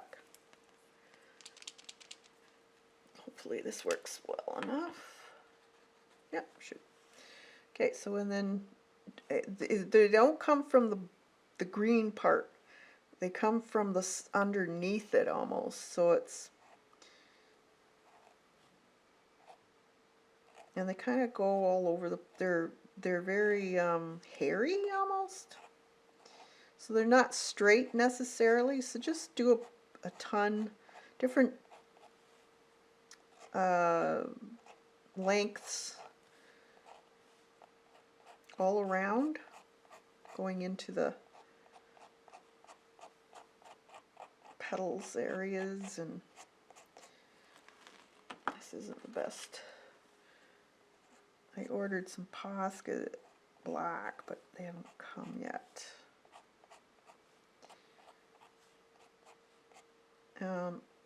Some of them stand up, so you could put a few across here. Just so that it, you know,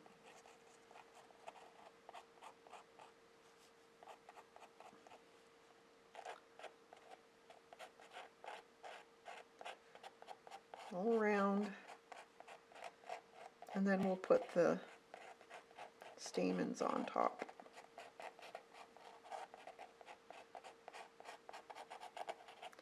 It's usually quite a few, so you can really go crazy.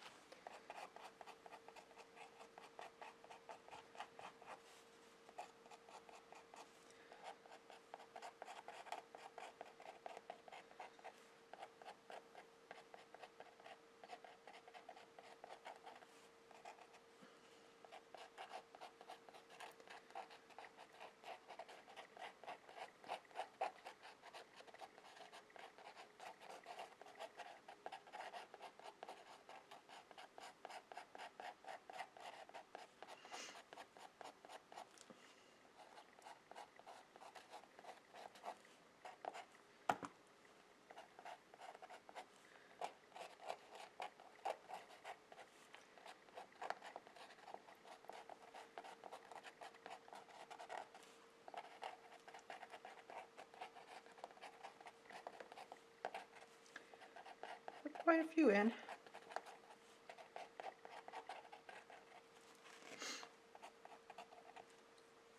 Okay, like that.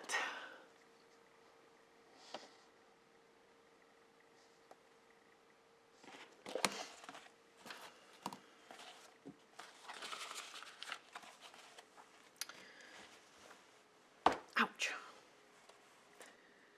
Then we can take either something with a head on them, like even with a dotting thing or the end of a pencil or a paintbrush, something. You don't want it too fat, but you don't want it too small either. Let's see what I can find here. Do you want it to be round? I thought I had another.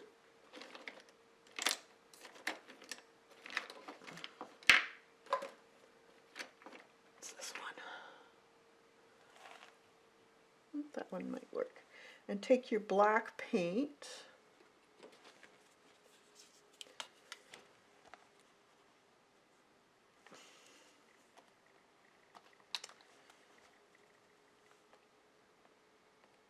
See, I think this will work. Or if you have a Posca, and then just put some circles.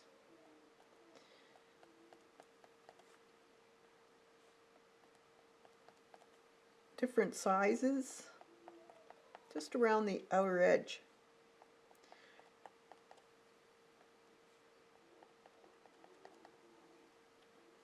You don't have to touch every single line you did. You can take some of them, but you don't have to worry about getting every single one.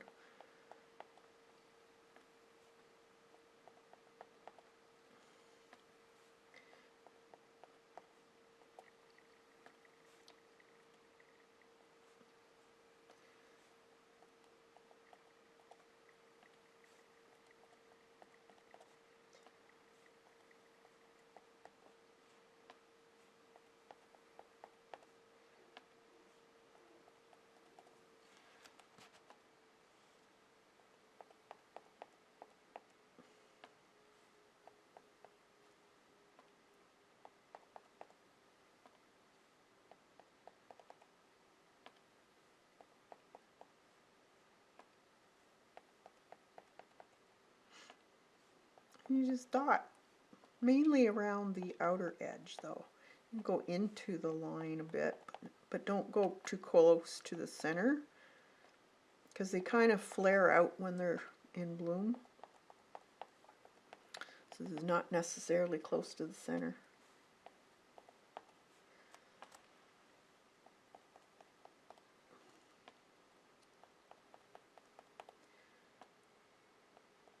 And there'd be different sizes, so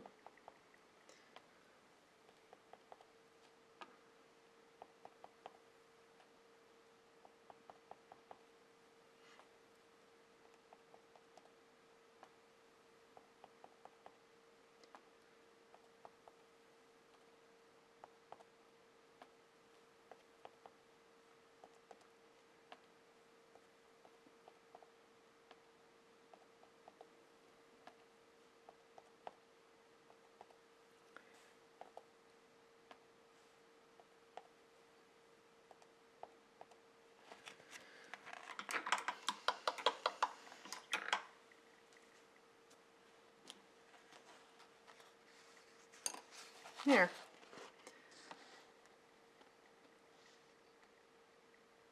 And then you can actually dry it and then take a white Posca and just dab a few white spots here and there, just as a very fine highlight off of them. You don't have to do that, but it kind of looks nice when you do that.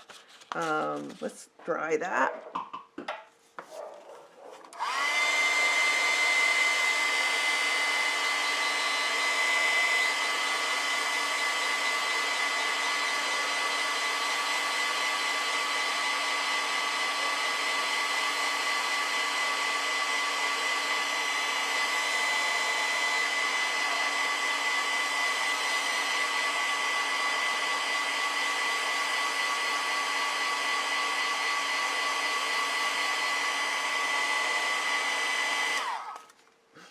Thanks, Judy. Thanks, Kathy. White pen. Oh, I've got a white Posca here. I'll just put a few in and show you. This is a fine Posca. So just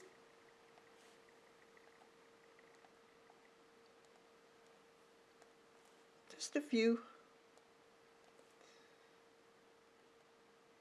Not all of them.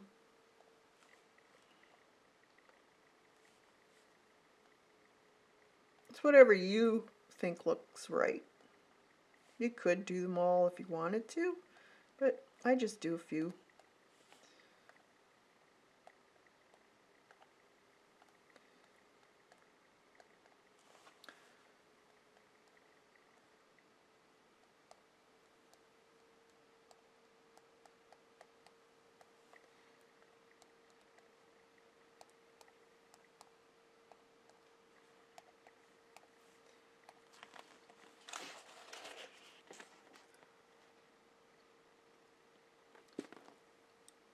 And then you could do the mid-rib of the,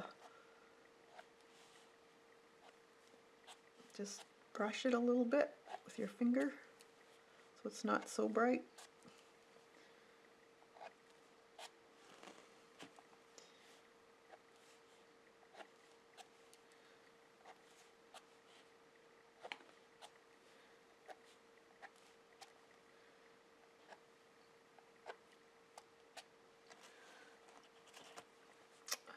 Maybe just a smidgen down there.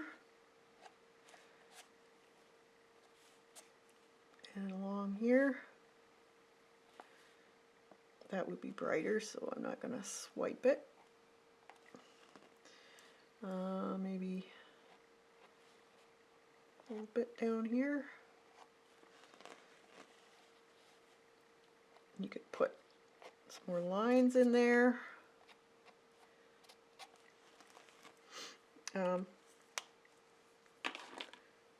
The butterfly, we could put,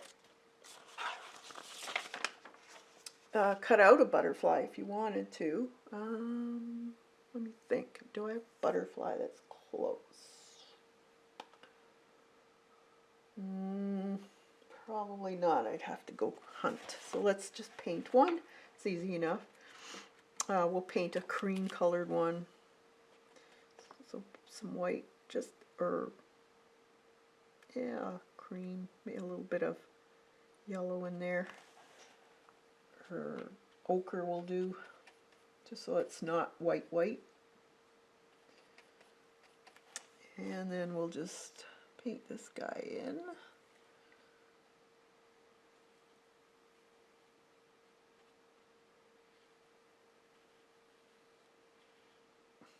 And then we'll just put markings on them.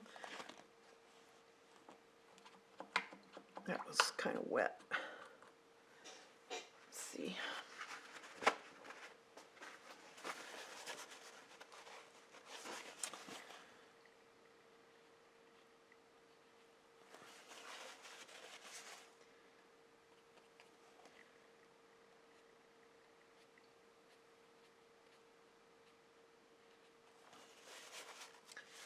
Little body, black body.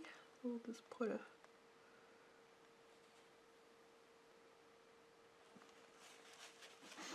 like that. Dry it.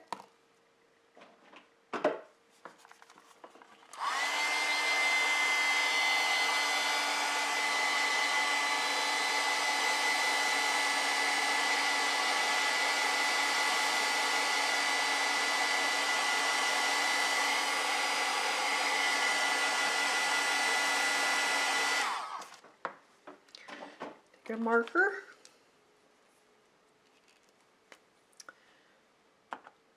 And we'll put his little antennas up here. And his leg, which was, how did I put that again?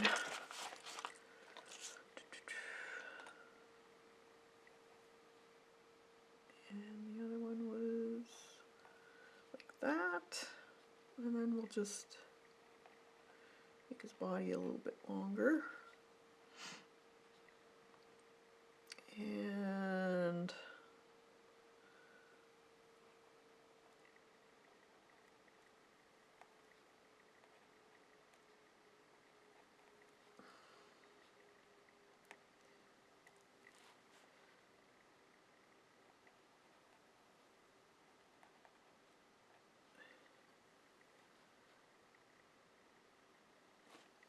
like that. Dry it.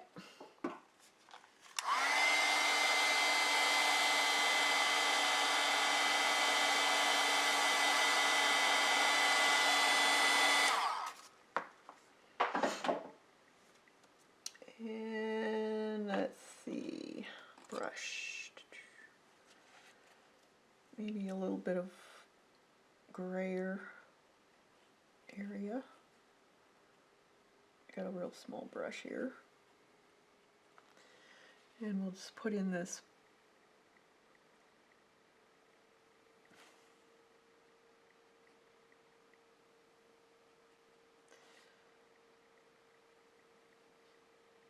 wing in here.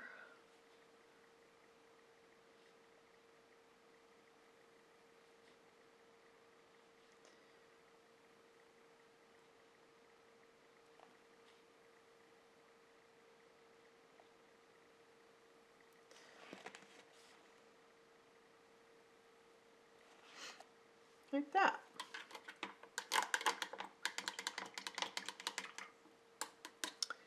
Okay, let's dry it, and then we'll take off the white bits.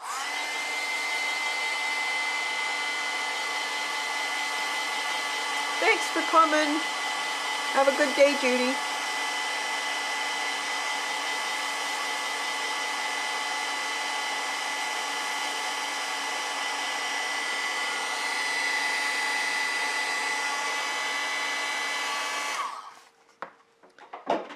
Okay.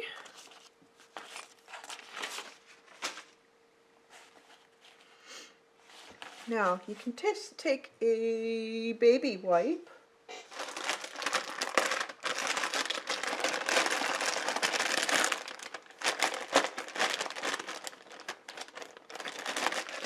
This one isn't really wet, it's a little more dry than wet. And just go over your drawing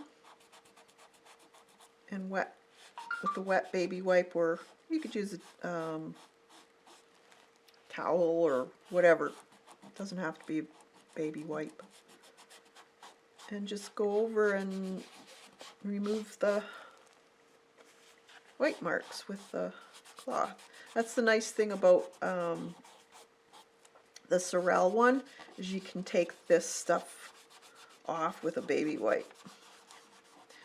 The other stuff is got a wax base to it, so you can't really do that with the other stuff.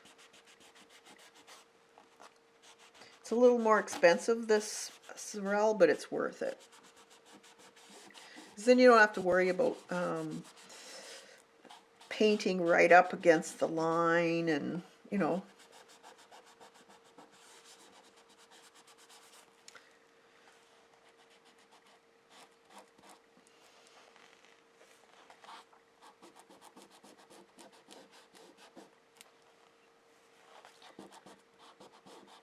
And it pretty well comes off.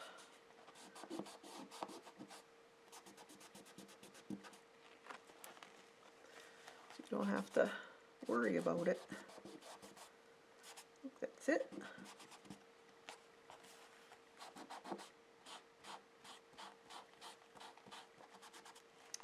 There.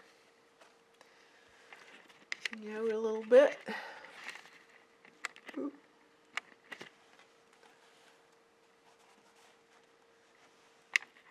Straighten me up. So I could put a little bit of a shadow. Let's see, oh, there it is. And I think I'll just put some darker green or oh, I could use the black, just water it down a little bit so it's more translucent, and then you can just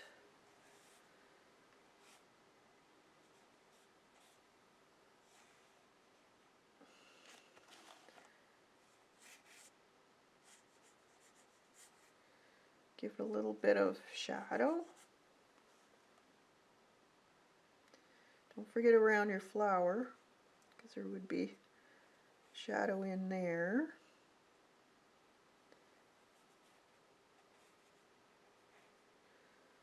And there's a little bit more dark the closer you get to the vase, so right under it you would want that fairly dark.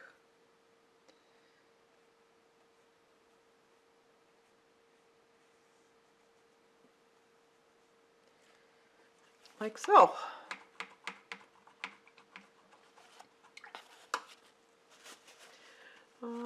To me, the butterfly makes the background look forest-like. Yeah, it does, doesn't it?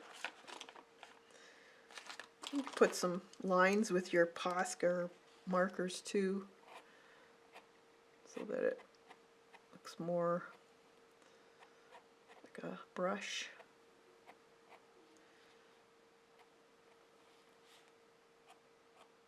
Be a little darker on the bottom.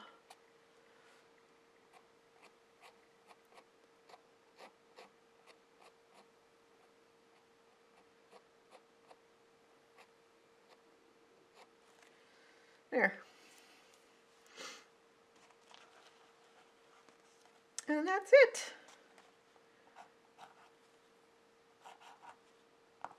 What's the date today? 27th. 27/21. So I hope you give it a try. It's a lot of fun. Just experiment. So that was the, this will be the, let's see, yeah, this is the end of May folder. So I'll have to put everything together in it, and then next week we'll do June. So I hope you enjoyed it, and if you're a member, or if you want to be a member, just click on the join button and you'll get all the information, and you'll be able to download all of the traceables that I've done over the year and try it for yourself. And there's a lot of videos that go along with those traceables, so hope you enjoy, and enjoy the adventure and the journey of doing it. It's very stress relieving. So have a great day, everybody, and we'll see you on, oh, wait a minute. Members, we'll see you on the Saturday. Yeah, Saturday, and on Monday for the second level. For the third level, which is the blooming artist, I'll have the class up for the live stream on Saturday. So I hope I'll see you there. And have fun, everybody. See you later.